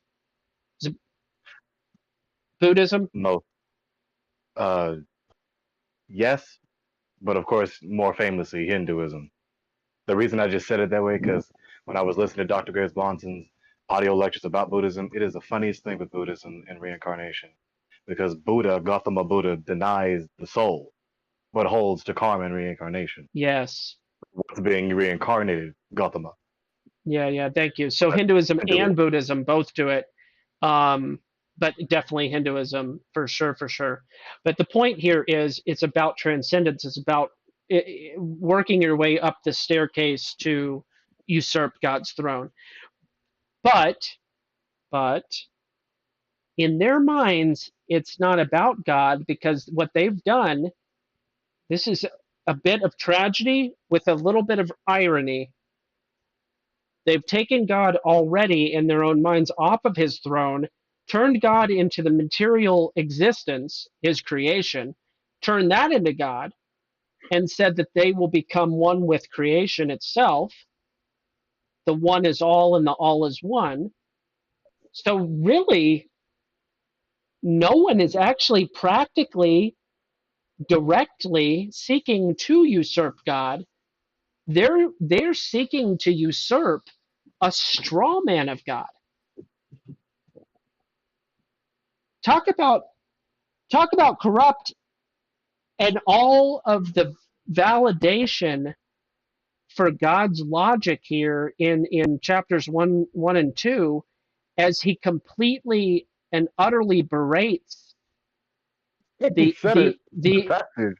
the illogical, ridiculous, sad, tragic, corrupt abomination of thought and reason that the Israelites and Judah, house of Judah and house of Israel, as they make for themselves straw men of God, rocks and trees, creation, and ultimately it's leading to a place where they believe that they can become one with it, which is is an abandonment of who we are as God's creation, and an adherence exclusively to the material with an illusion of spirituality. It's it's pretending that you're transcending into the higher spiritual realms while actually being all the while contained within only the material, with only pretending the spiritual. Transcending the material, even though the material is the ultimate absolute. Because it's about creation.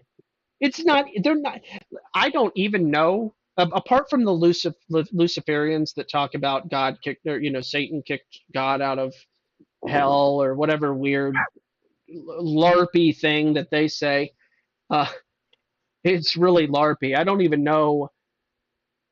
I don't Satan know. kicked God out of. Yes, it's LARPy. And I think it's supposed to be.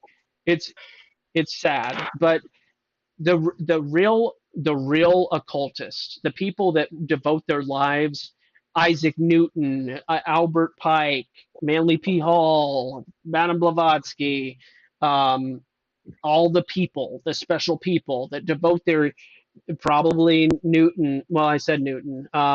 Copernicus, um, Galileo. Galileo. These special people,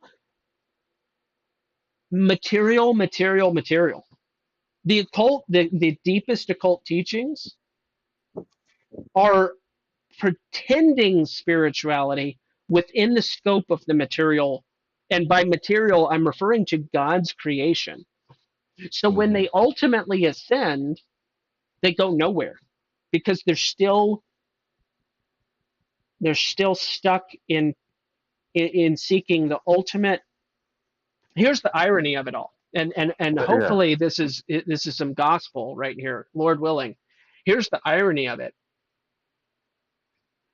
God made humans as his most special creation, in his image. Most and special. likeness.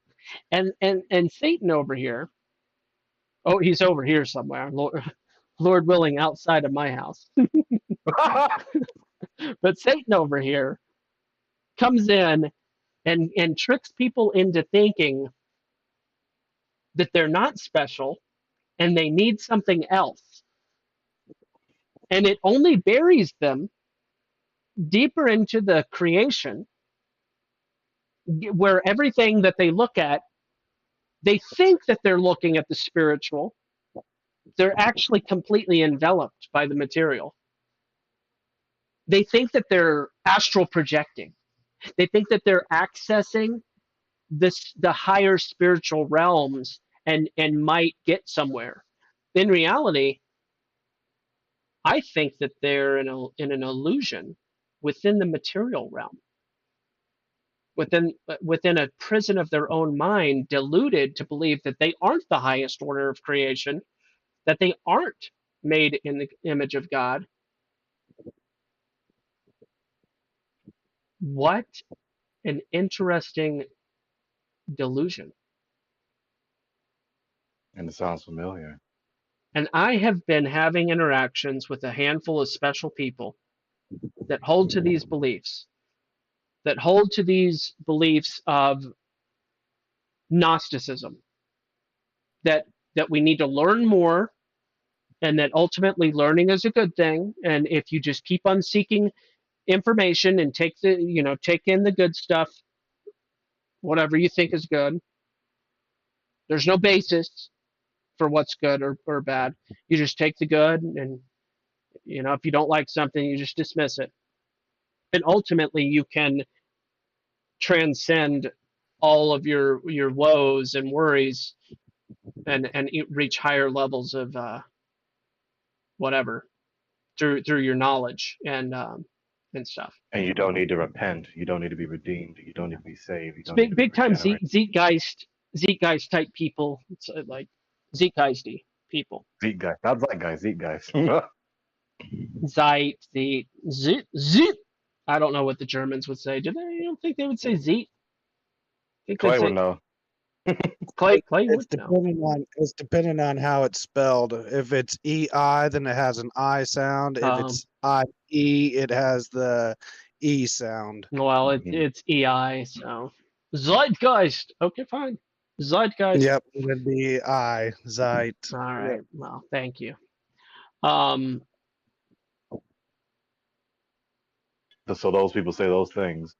yeah, and it's been a trouble. It's been a struggle, I should say, to try to have the patience to work through. But it feels like a treadmill, communicating, because they have their words that they use. They like fundamentalists, but they like say things like fundies. Oh, the fundamentalist fundies, the fundies, or whatever they say. As though they're also not fundamentalist. As though anyone is not a fundamentalist to some degree to their worldview. Yeah, But and I say occult mysticism, and they're like, oh, he keeps on acting like that's a bad thing.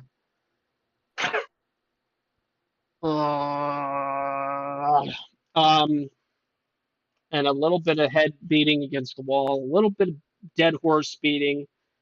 Um, I'm trying, and I just here's what I want on a personal level.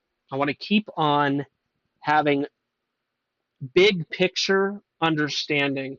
I need to read more over and over and over again. I need to keep on reading more because I just read some Romans and I'm like, oh my gosh, this is so relevant. I read first couple of chapters of Jeremiah and I'm like, oh my gosh, even the this is feeling when you recognize it's so profound. bro. When I saw the to a stone you gave me birth, and I'm like, I can't believe I didn't remember that. When I started off as a Kicking Christian, yourself for not remembering. my Man. first my first thing, one of the biggest things during I was 13 years old, so all throughout high school, I was elbow deep. I don't know. I was wading in the Bible day in and day out. I devoted myself in fact like enthusiastically to God's word and studying, Consecrated yourself. and specifically in the areas of refuting old earth and evolution. This was that was my thing for a long time. So I got a good start, right, for the whole FE thing, but it took me a long time.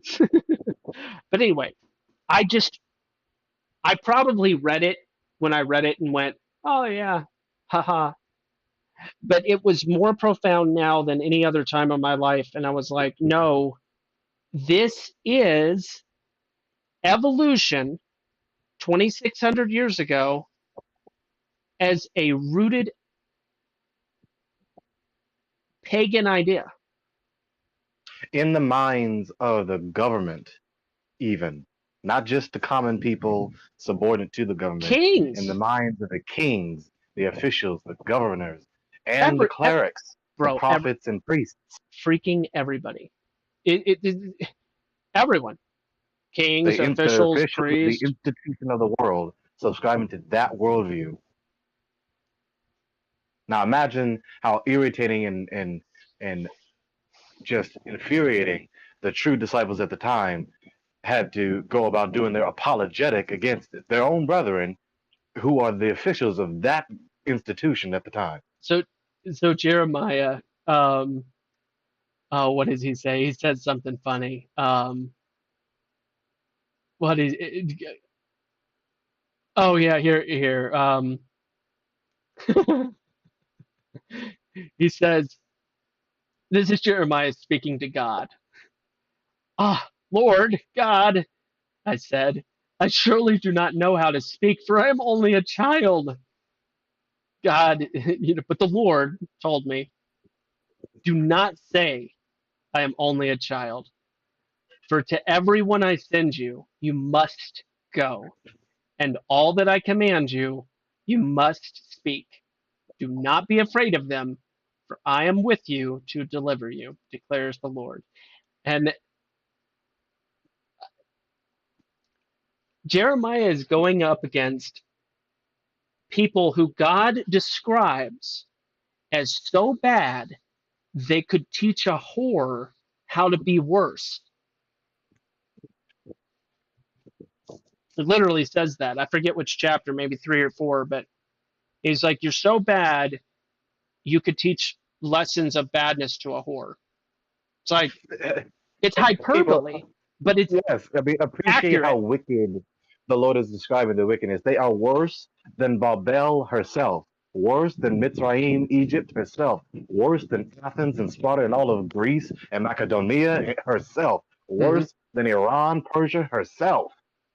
Yeah, and it is man, it's, I say hyperbolic, but it's not hyperbolic in an inaccurate way. It's hyperbole in order to convey the gravity. Severity, gravity, the gravity. Yeah, it's dude, I You just can read just those first imagine seven the wickedness chapters. that they were doing. I'm gonna keep working through the book of Jeremiah and do it on stream and stuff over the next couple of weeks. But just the first 7 chapters, I was like, this is so good. This is so relevant because it, as he's describing the sin of the house of Israel and the house of Judah, I can't help but go, wow, America fits in to this Yep. box, but not just America. Don't, no, don't leave some of the other countries out. Hmm. But here's the thing: are there countries in this world, like let's say Bolivia, Paraguay? Does Paraguay fit the same box, or are they not quite in the same box? I feel like only people from Paraguay may really know. I don't know. They're not in the news. I've not heard anything It's not about. an out of news circulation. But I wonder. There's some countries that are on my mind that I wonder about from time to time, and I go, I wonder if the worst thing that they have to worry about are those weird tree frogs and maybe some druggies, Hmm. and that's it. Like there's a couple of cartel, in the whole country out of, like, let's say 1 million people, or let's say 500,000 people in the whole country. There's like 300 really bad guys, right? I don't know. I don't. Maybe I'm just making up numbers here. I don't know what the numbers Hmm. are, but I wonder how many places there are in the world at this point in history that they don't have rainbow flags, they don't have gay parades, they don't have abortion centers. They're ashamed of the Mayans. They don't actually. I don't know if there's anywhere in the world that looks at abortion as a country and goes, "What?" I don't know. I assume that that's probably not the case. I I assume that that's probably not the case, unfortunately. Um, but anyway, how did I get to the Michelle Fowler, The Rock? Oh yeah, yeah, yeah. This is all about ascension, but the evolutionary narrative that is rooted in the oldest of old. Darwin wasn't first. Not at It's a all. Even repeated, he himself said that. yeah. It's a repeated Funny, narrative. What's up? funny how you just funny how you just mentioned Ascension. That's the capital of Paraguay. Oh wow, The capital? Ascension. Yeah, Ascension is the. I think you're. Yeah, I remember that. Ascension, Paraguay. Did you look that up or did you just know that? Just some of that useless knowledge that you keep. That's why you like to Oh, hang wait, out with me, Iron. wait, We can relate on our Jeopardy randomness, right? It's funny. Um. but All the right. central point, like you were saying. Yeah. Yeah. No. The. Here, I need to close that out. Why is this happening? All right. The evolution story is to justify a concept of technological and or spiritual evolution. And that's what it's all about.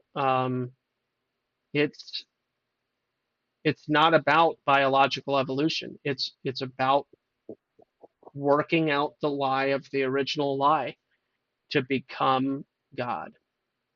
It isn't merely about matter growing in quantity and quality of complexity. It's more than that. It is about the ascension of the hierarchy of being, Yeah. becoming more supreme in your very being, becoming God. And once you start repenting and loving Yah with all of your heart and mind and strength and soul, and you understand what He, the actual true God, says about the world, and you understand what a God really is, what the God really is, the sentence, you will become God, is laughably absurd. Hmm. Yep. Well, I wanted to share this real quick. This is back to the vortex math real quick before I move on. Somebody shared this and then they shared this, and I was like, bruh, Wow. yeah. I mean, yeah, always that symbol and all these other symbols in of the companies and the economy and commerce. Yeah, it's like, oh, that's peculiar, especially with what knowledge I have of the occult and Volkswagen. symbolism. Like, All right. So I was watching a video. I think it was Truth is Stranger Than Fiction. It might have also been, I think it was Truth is Stranger Than Fiction. He was talking about ascended masters as, this is part of the occult topic and all that. And this image popped up. This image popped up. mhm. So it's about ascended masters, and it's about the aliens, seeding our world and stuff. And of course, there's a globe in the background. It's I guess they're on a space station or something. I don't know. I looked at this picture and I went, this guy looks a lot like someone else I know. And then I was like, this girl kind of looks like somebody else I know. So I'm going to switch from that picture Wait, put the mouse on who you're This pointing the guy, individual. this Okay. guy looks a Uh-huh. lot like somebody I know, and this girl looks a lot like, somebody. So I'm gonna switch the picture now. Are you ready?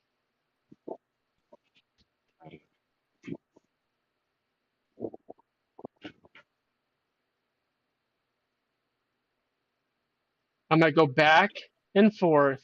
Yeah, zoom in a little bit too on that one. Yeah, Not yeah, yeah. that one. That one. All right, so we'll. All right, so here's this one.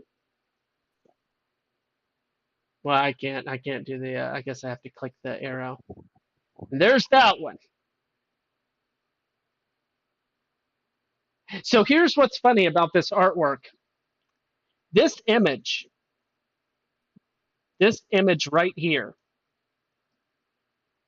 predates the Joe Biden Hillary Clinton awkward hug by years, if not a decade and a half. I think that this image is all the way from the 90s, if I'm not mistaken. It's not new artwork. So I'm not saying that the artist is prophetic, but I found it weird, back to that word, when I thought about this right here. Am I the only? That's weird though, right? Yeah, it's like Simpsons. Where are they? Bill and No, that's Joe Biden. that's not Bill. Yeah, Joe and Hillary. Where are they? They're in front of his airplane. You don't remember the awkward hug thing that happened? Mm-mm. Here, I'll pull it up. It'll take a second, but I'll pull it up and play it. I'll play it on mute, but I'll play it nonetheless. Awkward. It literally, you just type in awkward hug, and the first result. Oh no, the first result is not Joe Biden. The fourth result is Joe Biden. Um, Ew, I don't want to see that guy. The Turk guy. I thought that the Angry Turks or whatever were not part of CNN, but apparently they are. Cenk Uygur or whatever that guy's name. He's CNN, Hmm. or he used to be, maybe. Yeah, Uh, they're they're in the quote unquote left like yeah, I knew news that much, media but all right. company. Yeah, So we're just gonna click this, and I'm gonna pause this. I'm gonna drag it over here, right here. I'm gonna just there we he's the go. president at this time, right? This was March. No, he was not the president at this time. Okay. This is March of 2018 when this happened. Um, and no, no, no, no, no, no, no. This is back when Hillary was running. This is 5 years ago. Wait, is it five? Five? I don't know what the date for this is. What is? Hold on. Let me click on this one and see what it says. August 16, 2016. Yeah, so this was before the 2016 election. That's when this happened. Is right around middle of 2016 at some point. Okay, so he hugs her. You can see it, right? He holds on to her. She taps out. She grabs him, taps out again,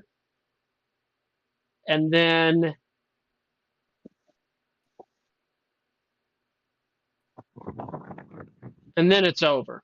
So she tapped out twice, and he kept on holding it. So yeah, here's my He's got to show his dominance and hang on the longest. yeah. So that's where I that's mean, is that from. really what it is? Because I imagine they have like somewhat like equal prestige in their Yeah, cycle. but it's a male thing. He's got to show, and especially in front of cameras, his dominance. I suppose, I'm sure there's All plenty right. of show, as it were, So in I'm these. not saying that Whatever. the cartoon has a correlation to this other event. I just saw the cartoon and thought of Biden and Hillary and thought, Hmm. isn't that weird? Maybe it has some type of meaning, maybe it doesn't. He's the author of Confusion. I don't know. I wanted to share it because I thought it was weird. So there you go. Um, let's see, what else do I have here? Oh, well, this is weird. Isn't that's weird though, right? Like you believe that Earth you Of all believe that things. you believe Earth is a ball and that rockets are going to outer space. But that's weird though, right?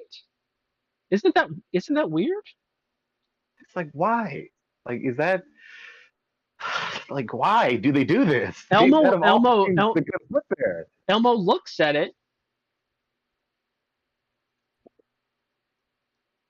Do I need to do some etymology? I'll do some etymology. I love etymology. We did weird. We'll do Well, fiction. Just make oh, sure that fiction. everybody understands that which is invented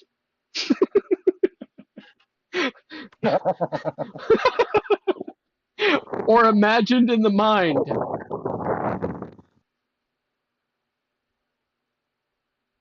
Just a neat little factoid to bolster the point. Mm, oh, it feels so good. Oh man, it doesn't feel good. It hurts. It hurts so bad. That's funny though. That's some funny stuff Like right there. you got to ask yourself the question. These people are not doing this. Listen to me. Do you hear me? I The hear you. people who entertain us, the audience, the people looking at the screen, these people who entertain us in the entertainment industry, they are not putting anything in front of the camera by accident. Whatever bloopers you may find, even the things that when you watch Mojo and things, look at this blooper, look at this blooper, even that, knowing these people is deliberate, just to entertain people who like to dissect and look at, you know, to Mhm. entertain. They put these things in front of the camera. Out of all things they could have put in front of the camera, they put a globe and a rocket shuttle right under a big green sign of fiction. They could have put anything else there. They chose to take this shot with those items in front of an audience of children and Mhm. adults, but mostly children. Out of all things, why? Why? If Yep. they don't want something, it's not like they record the stuff and then they just toss it out there. No, they record it, they record whatever they want to record, and they edit. They examine all the footage and they say, "I don't want that in there. Take that out. Well, I want that in there. Keep it." They chose to keep that. You're absolutely right. And one of my favorites is in Ant-Man when they're having the fight scene at the end, and he passes across a globe, and the quote is, "Your very existence is insulting to me." Oh wow. I think I've got a screenshot of it. I'll put it in Discord. These sick, I saw. sick jokes that they Yeah. play. I saw this somewhere and I was like, hmm. Here's what made me go about this graphic. We hear this phrase right here a lot. The conservatives, the special people, the Linwoods and stuff, right? They say the shadow government. The shadow government. The Overton window has shifted and they talk about the shadow government a whole lot. Um, and then I saw this and I was like, I don't know who believes this particular thing, like what this is supposed to really represent or whatever, but I saw it and I was like, non-human entities. This is where people start talking about lizards, I guess, but more realistically and or biblically, what you would start to get into would be the spiritual, the Ephesians chapter 6 stuff. Mhm. We're talking about powers of principality and powers and principalities. Um, that's what I expect to have the correlation there. So what I didn't what I didn't expect was to see a new level above shadow government. It was interesting. I thought it was interesting. So I saved this one. The president probably made that. They're trying to make a distinction between, the humans at the highest, the humans with the most power at the top of the world order, and then above them, the hierarchy, above them in the hierarchy, being non-human, personal, supra-intelligent persons, the adversary, demons. So speaking of It's above shadow government. what's that? Non-human What was entities, above? What was non-human it? entities in that little meme. Yeah, Oh, okay. yeah, above shadow government was non-human entities. Yeah. So I bet the person probably left it vague like that so as to spark conversation. yeah, I mean, either way you put it, the more specific. If he had put Satan, the adversary, Shaitan, and the demons, I mean, that would spark conversation also. But sure.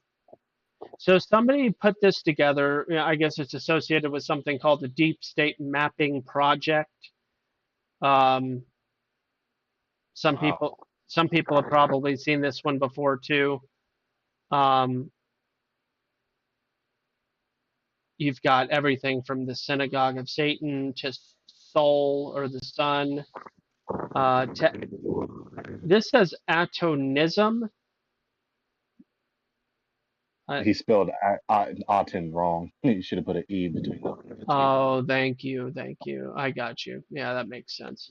But then you had, oh yeah, then you had hermeticism here, the banks, and then they replaced a bunch of words. They're like, well, not Luciferianism, Bavaria. And I was like, wait, why is Bavaria associated with Illuminati? I don't know. I don't know the answer to that question. Because that's where it originally started in Bavaria, is what at least some people will say. Okay. Yeah, Adam Weishaupt in Bavaria, Germany. And his, fraternity called the Illuminati. And then they're over here like, no, not the Freemasons of 1717, the Jesuits of 1539. And then showing about the Kabbalah and then King Solomon, over here. And I'm like, anyway, this is one of those mind maps that is really intense. They're incorporating all these different events and how they're associated with the whole thing. It's I will give it to this person. Talk about regimenting your thinking and systematizing your thoughts, like Dr. Greg Bonson says, and this person really put forth the effort to do that with this.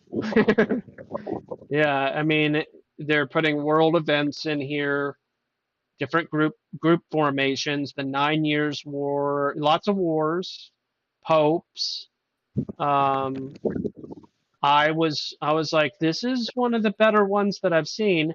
You've got Sigmund Freud somehow being associated with Akhenaten, which they're saying is somehow appropriating Moses. I don't know. I don't know what. I would love to hear it. Yeah. And then Mithras with Gnosticism that they crossed out, associating with the Romans. Do the Greeks fit in anywhere in here? I don't know. They probably said that Akhenaten was related to Moses because Akhenaten was the one who took him to monotheism. Yeah, and Pharaoh. moved the capital to Thebes or something. And somehow, but he's the one that took him from a polytheistic to monotheistic, and then his son had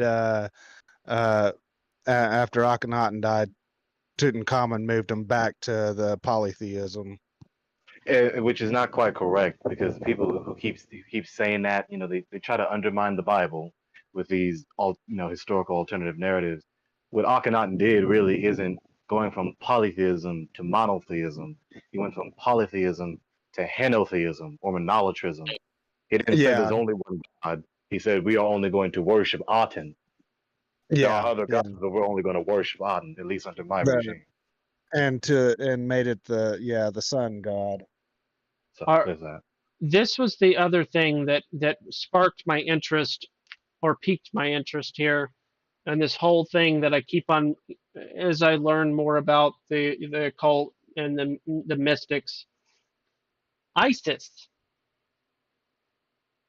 Okay, speaking of ancient Egypt and all that stuff, the land of the sisters of Isis. And I was thinking, it's another one of those, but that's weird though, right? You've got this ancient, I don't know, female god of some kind, right? Isis is some type of ancient Female god, deity. right? Yeah. All right. Here's what here's what I thought was weird. Here's what I thought was weird. Let me see if I can pull this up. Should be in here. There's a book. All right, I'm going to share the web address. All right, ISIS. Once upon a time in America, we went to war in the Middle East and raided the Abbottabad compound. Whoops. Um, in what, Iraq? Mm-hmm. All right. Which later on we started identifying ISIS in this group of people in that area. Not immediately, but later on, ISIS was in the news over and over again, right? Yes? Uh, like, ISIS enveloped the news for a while. It was the war on ISIS. So I had saved this book, okay,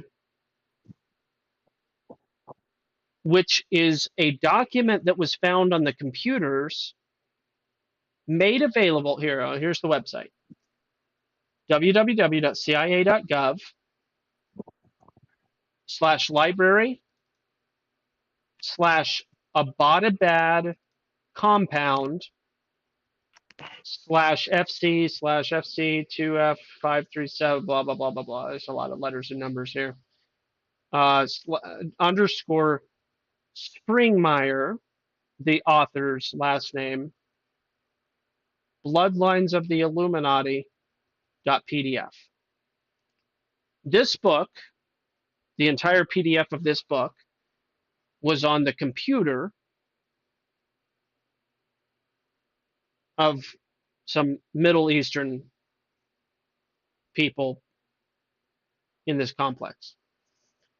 But this wasn't the only thing. When I went to this web address, it's changed. You can't. I went to, how do you get to that Abbottabad? Oh, hold on. I think you have to go. Hold on. I went here. I think here it is. /FC. Maybe this is how you do it. Is this it? Nope. You can't go to FC. I tried to follow the directory, and I think it worked. It did work. Yes. So here's the link. I'll throw it in chat for anybody that's interested to follow or do this later on at your leisure. Here's the link. Okay. cia.gov/library Abbottabad compound/index.html. And I was like, oh, no, Freedom of Information Act. Yeehaw. Very nice. And there's 30 gigabytes of audio. There's 16 gigabytes of documents. That's a lot of documents, by the way. 16 gigabytes. You got into Joey Harris thing, didn't you? No, you're talking about Elvis? I'm kidding. Yeah, I'm kidding. Remember, he said he had his own server and just kept on spamming it. Oh yeah. Well, this is CIA though. This is CIA's website. But yeah, this is on CIA.gov. It's the entire. I don't know what they didn't put in here, right? But this is what they did put in here, right? 30 gigs of audio, 16 gigs of documents, 7 gigabytes of images, and 162 gigabytes of video. There's a lot of stuff in there. And then apparently it says it's a total of 258 gigabytes altogether. So then when you go to file index of documents, you can see the file titles of all these different things. It is a big file. So again, I could type in Springmeier, right, and it'll pull up the PDF file name of the Spring file. I think Albert Pike is in here. Let me see. No, Pike. No Pike. Was it Manly P. Hall? I think I feel like I remember seeing. There it is. Yep. So Manly P. Hall's The Secret Teaching of All Ages PDF is in here. Okay. So they had the Bloodlines of the Illuminati and another extreme occult writing of Manly P. Hall, The Secret Teaching of All Ages in here. Okay. And then when I went, so that's just two examples of heavy occult. Well, actually, Springmeier isn't an occultist. He's just exposing. Exposing. So I'm not trying to. I think the guy was pretty legit. But when I went to images, He's still alive, Prez, yeah. Springmeier, Mm-hmm. yeah, he's MIA, but there's no reason to assume that he's dead. There's no knowledge of his death. That is. I had looked at some point through the different pictures and I saw a bunch of awkward conspiracy theorist type graphics, and I was just like, isn't that weird? In the CIA doc. Well, not just, it's in a rated server of Iraqi people. What interest do the Iraqis have with the Bloodlines of the Illuminati and Manly P. Hall's Secret Teaching of All Ages?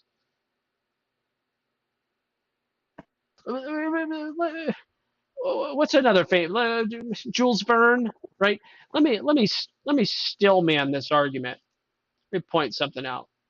VERN, guide to popular U.S. government documents. That they have that PDF, which is embarrassing, really. The Times of India, Al Qaeda helping Taliban to destabilize Pakistani government gates. Doc. So there's that terrorist recruitment PDF. I mean, there's all sorts of weird PDFs here, but the point, there's no Jules Verne book, right? What's another famous author? Shakespeare. Yeah, so we're not going into the rule of large numbers where they just had so many documents that they're just bound to have something that's awkward. It's not like that at all. Most of these documents, by the way, if you can tell, have QDS06, 1380.doc, QDS02.pdf, TIZ03.pdf. Most of these have indiscernible names. Only some of them have discernible names. Some of them have Arabic that's been improperly converted into ASCII characters or whatever. I just assume that was probably Arabic and it just doesn't translate over. So that might be the issue with a vast majority of the documents. But the Al Qaeda people had Manly P. Hall and Fritz Springmeier on their server. I've always thought that was weird. That is so interesting. That's the first I've ever heard of it. Now, And their name in Arabic is the database. what is that? Al Qaeda, the database. Oh, I didn't know that. Yeah, I learned that from people exposing the wicked works of darkness as it concerns 9/11.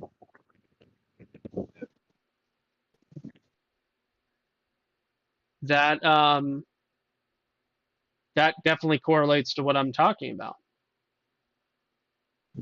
So, in my estimation, when I was looking into this and thinking about it, I think this just implicates them. It was my opinion that it implicated all of the Al Qaeda people as no different than anybody else. They're all just playing the same occult mysticism game. No big surprise. That was my conclusion after looking into this when I did a couple of years ago, and I found these weird things. I was like, looks to me like they're all just in bed together. That's what it looks like to me. Do you have any other take?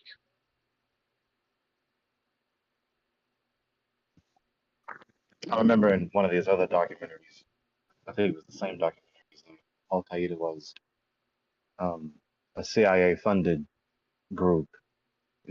Particularly during they started doing that in the 80s or 70s, supposedly as some kind of proxy group, guerrilla group, whatever the term is, to combat Soviet systems. Yeah, yeah, no, So that that's not so it isn't as though it's just some Muslim thing over there. No, Al Qaeda, which they portrayed in the CIA controlled mainstream media, is not just some Muslim group that is not subordinate to the U.S. government, but really it is the CIA handlers who orchestrated all that.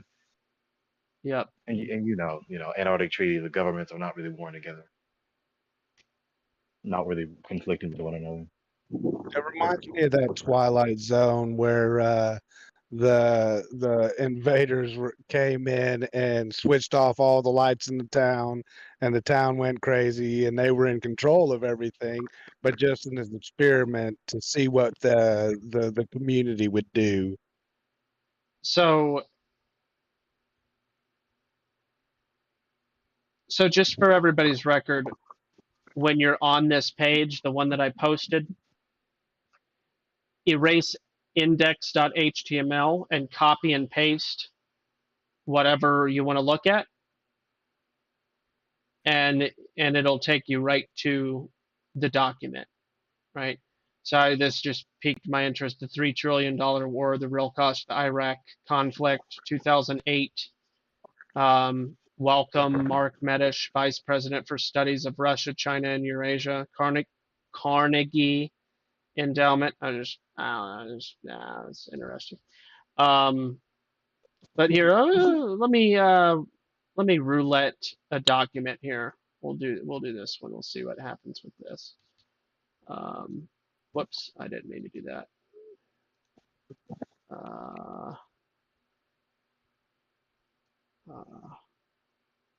All right. So I erase that. I paste that. I hit enter. Oh, it doesn't work with the bad characters. Let me try again. Oh, it's a .doc. Maybe that's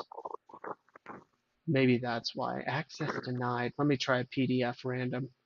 Here, we'll do this one. Watching you do this, I'm just thinking of the question, how do people access the deeper depths of The deeper depths of what?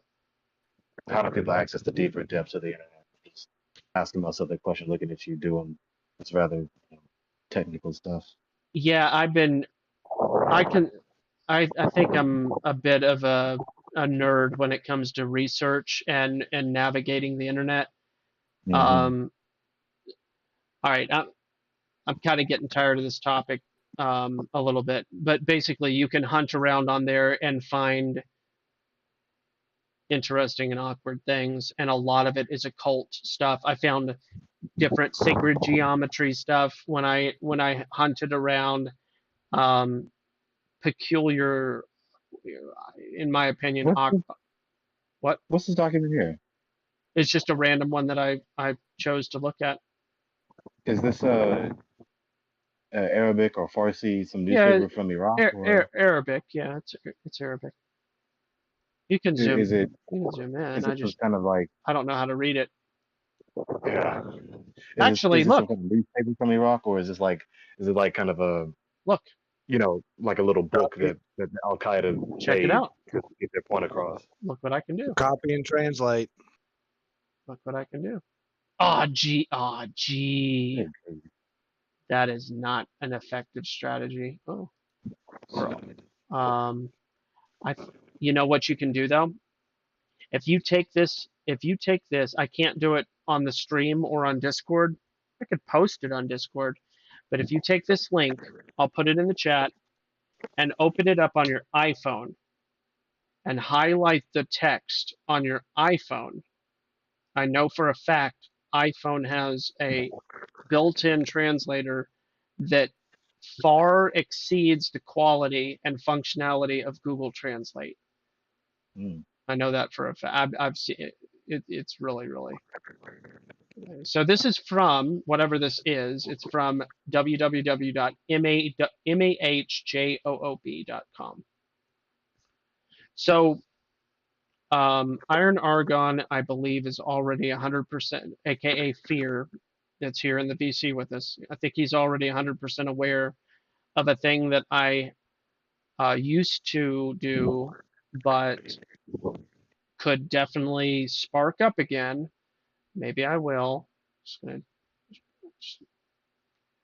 Anyway, a thing I used to do that I called um, Operation Baby Landlord.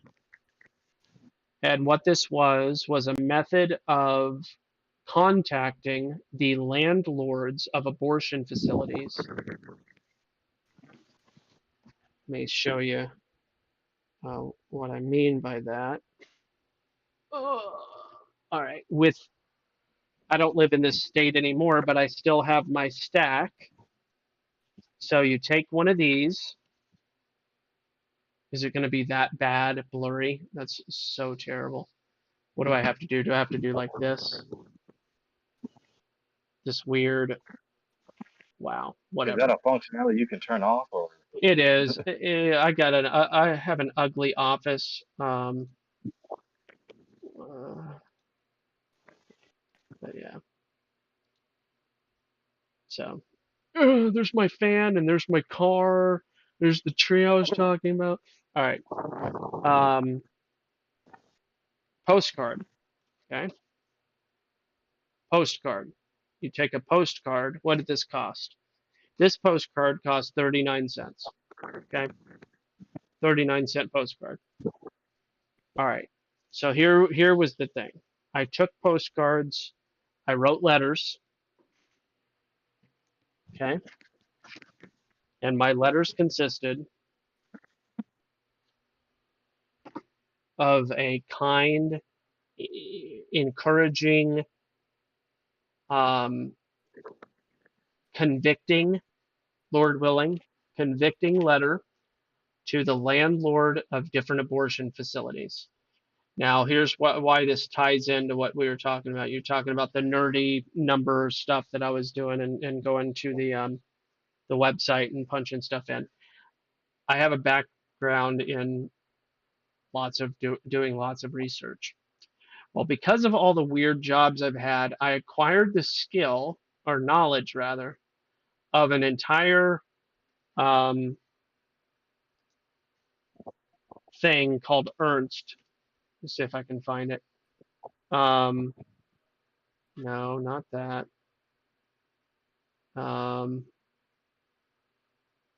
All right, tax records. Um, I have to. I have the thing saved somewhere. Um, tax records. So what I would do is I would find the property address of the abortion facility, and then I would look up the tax records associated with that property, and then I would cross-reference all the possible data I could drag from the one that pays the tax, which was usually not an individual but a corporation. I would identify business records that were associated in business record filings, um, and who paid the taxes for those businesses. And I would link until I could quote unquote docs the landlord of the abortion facility. Why did I do this? Why was I seeking out abortion facility landlords? Because I read an article or a study or something that that demonstrated that the um, that there was a growing number of landlords that were having changes of heart in regards to leasing property associated with abortion. And I got an epiphany. I went, ooh, maybe we could play a role. Maybe we could play a role in helping influence that process. Maybe we could write some letters and get the word out there to these landlords and say, listen, I'd like you to consider non-renewal of your lease and choose a more profitable industry. Doesn't matter what it is, just make sure it's not involving murder, something to those effects. Obviously, everybody would write their own individual personalized letters and they would maybe be all different. My encouragement was to make them non-threatening, intentionally non-threatening on the account of my research of finding, oh, see, here's what listen, a lot of landlords have a business and an identity associated with their business as a CEO somewhere or something like that. These landlords, they have an investment firm, they have so whatever. They're special people. They usually have their separate identity, but then they have their personal residence and their personal identity that they try very hard to keep separate. What I was accomplishing and teaching other people how to do was how to get their personal identity, their personal home address. And I would use deductive reasoning and different strategies to pare it down and literally find out who they were, where they lived, and their address, not to do anything nefarious or Mm-hmm. evil, but to get them a postcard in their personal mailbox that their secretary didn't look at, but that their husband or wife looked at, that their child looked at, whatever the case, whoever checks their mailbox, unless it's Jeeves, right, or whatever, but more than likely they don't have a butler. This is in 1898, right? But that they would be looking at in a different way than in the business context, hitting them at home, so to speak, with a Touching postcard. the heart. Yes. Right. So I thought it would have a higher likelihood of, and especially because a postcard is, you're not opening anything, it's non threatening, except psychologically, because it's your home address and you go, what, how, how that my business address is that, what, I don't even understand how they got this to me here. That's bothering them. And then they read the message and they go, wow, this person really cared. I don't care. What a, whatever. My, I would pray about it, whatever. And the hope is, I can't change somebody's heart. That's God's job. Um, but anyway, it was called Operation Baby Landlord. I worked on it for a good long while. It still exists as a thing. I have the YouTube videos still up on my channel with the instructions. Um, but what would happen is I would do my 1 to 2 hours of research, um, and spiritual attacks. It just so happens that you're treading on very dangerous territory when you're doing that sort of stuff, and it is it's troubling. It's trying to find Romans because there was I wanted to go back to this verse as a way to close out the evening. The God of peace will I was soon. What's I was up? about to say, I got to hop, guys. Man, y'all's blessings be upon both of you, man. It's been a great evening visiting with y'all. Thanks, man. See you next time. My pleasure. God bless you. Hey, man, he does daily. And love them beards, man. Y'all looking good. Thank you. The God of Making peace me will blush. soon crush Satan under your feet. So, so the fact of the matter is, there is definitely a spiritual warfare. I've been thinking about sparking this up again. Um, Kind of get some fresh energy behind it. There's a lot of work that was done. There's about 730 facilities in America, and I had gotten data on, I believe when last time I checked it was 15%. 15%, I believe.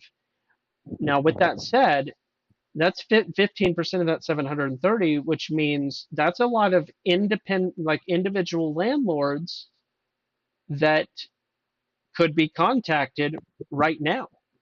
So, so the thing is, I was bootstrapping the whole thing, investing a lot of my personal time. Some people joined with me. I threw them on the Google spreadsheet. We shared. I kind of, I had a group of people that was helping with me, and it fizzled. It fizzled away. That's how these things work. They require good leadership, consistency, and my life circumstances have not always offered that as a stable reality. So um, we'll see what happens. Maybe I'll be able to spark that up. Anyway, I want to share that with you, Gregory. And Thank you. um, Very good. yeah, yeah, yeah. Is it But daylight where you're at, or is it just really bright? uh, uh, the sun is just about to go down, but like I'm sitting in front of this window, this the big window right here, so it's kind of Oh, okay, uh, gotcha. Because it's just finally getting dark-ish here. I mean, you can see out the window. It's 10:30 where I'm at. You see the time there. Um, Being this high north, um, it stays. This is the summer solstice. 2 days ago. So 2 days ago, the longest day of the year. It was like five something to almost 10 o'clock. It was really really long. But anyway, yeah, it's yeah, 8:30 over here. Just about gotcha. to set the sun. I wanted to mention Yes. with the last concluding point that you said earlier, the God of peace will crush the adversary Satan under your feet. There's this there's this notion which is not original for me. It's just I have not heard anyone else said this, and this is me putting it into words in a very systematic way. I call it the trichotomy of the consequences of conflict. Why Okay. do I call it that? Because three basic, there's just three outcomes of conflict with any conflict. Okay. Just three. Number one, debate unto the truth, a dialectical dialogue, an exchange of arguments between conflicting parties unto the truth that they should then accept and acknowledge and adhere their behavior to, Okay. and thus the conflict ends.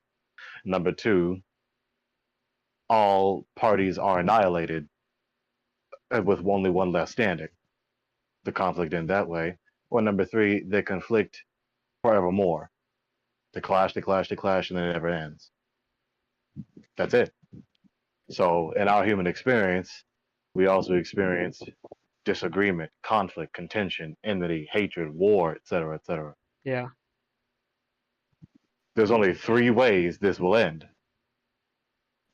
Yeah. One, everyone repents, dialectically dialoguing together, exchanging arguments back and forth, concluding on the truth, acknowledging the truth, and adhering their behavior to the truth, or they annihilate one another. Whoa. Did I mess things up for you? Put that up. Um, and they annihilate one another with only one party left standing, or they conflict forevermore. Yeah. The first two are in the scriptures. All right. The first one, like for most exemplary among disciples, there's a Yeah. disagreement about what is true. They They work it out. dialectically dialogue, they exchange arguments unto the truth, acknowledging the truth, adhering their behavior to the truth. Amen. As it concerns the repentant, us disciples, and the unrepentant, it's not us who will be the direct cause of the annihilation of the unrepentant, but it will be Yah. And all that will be left standing is Yah, the Almighty, and his people, the only party left standing. The God of peace will crush the adversary Yeah. under your feet. The third option, no. It's not going to be conflict forevermore. After all parties are annihilated, it will be the Lord and his kingdom forevermore. Yes. And their Mystery Babylon teaches the third yin, yang in eternal balance and conflict. Yeah. Yeah. Interesting. The Yeah. trichotomy of the consequences of conflict. Yeah. The Lord does number one and number two, not number three. Yeah. Yeah. The author of confusion. Well, yeah. He won't perpetrate his nonsense forever though. And that is good news. That is the good news. That is This good news. conflict will end. This war will end, and the victor will be Lord Yahushua, Jesus, Yep. and his people. Yep. Amen. All, Amen. all right. Well, on that note, thank you for sharing that at the end. It's wraps things up pretty good. Lots of goofiness tonight, lots of energy, and then somber somber it out towards the end. Share my little Operation Baby Landlord again. See if anybody wants to offer me any emotional encouragement. not, not that I'm asking for that. Lord willing, he'll be the one to motivate. There was a time where just it wasn't reasonable for me to continue because of some shifting that I had to do in life. Well, from Mm. Iowa to North Dakota, for instance. So anyway, Wow. what? All right. Well, God's peace to you, and I'm going to go ahead and end the stream.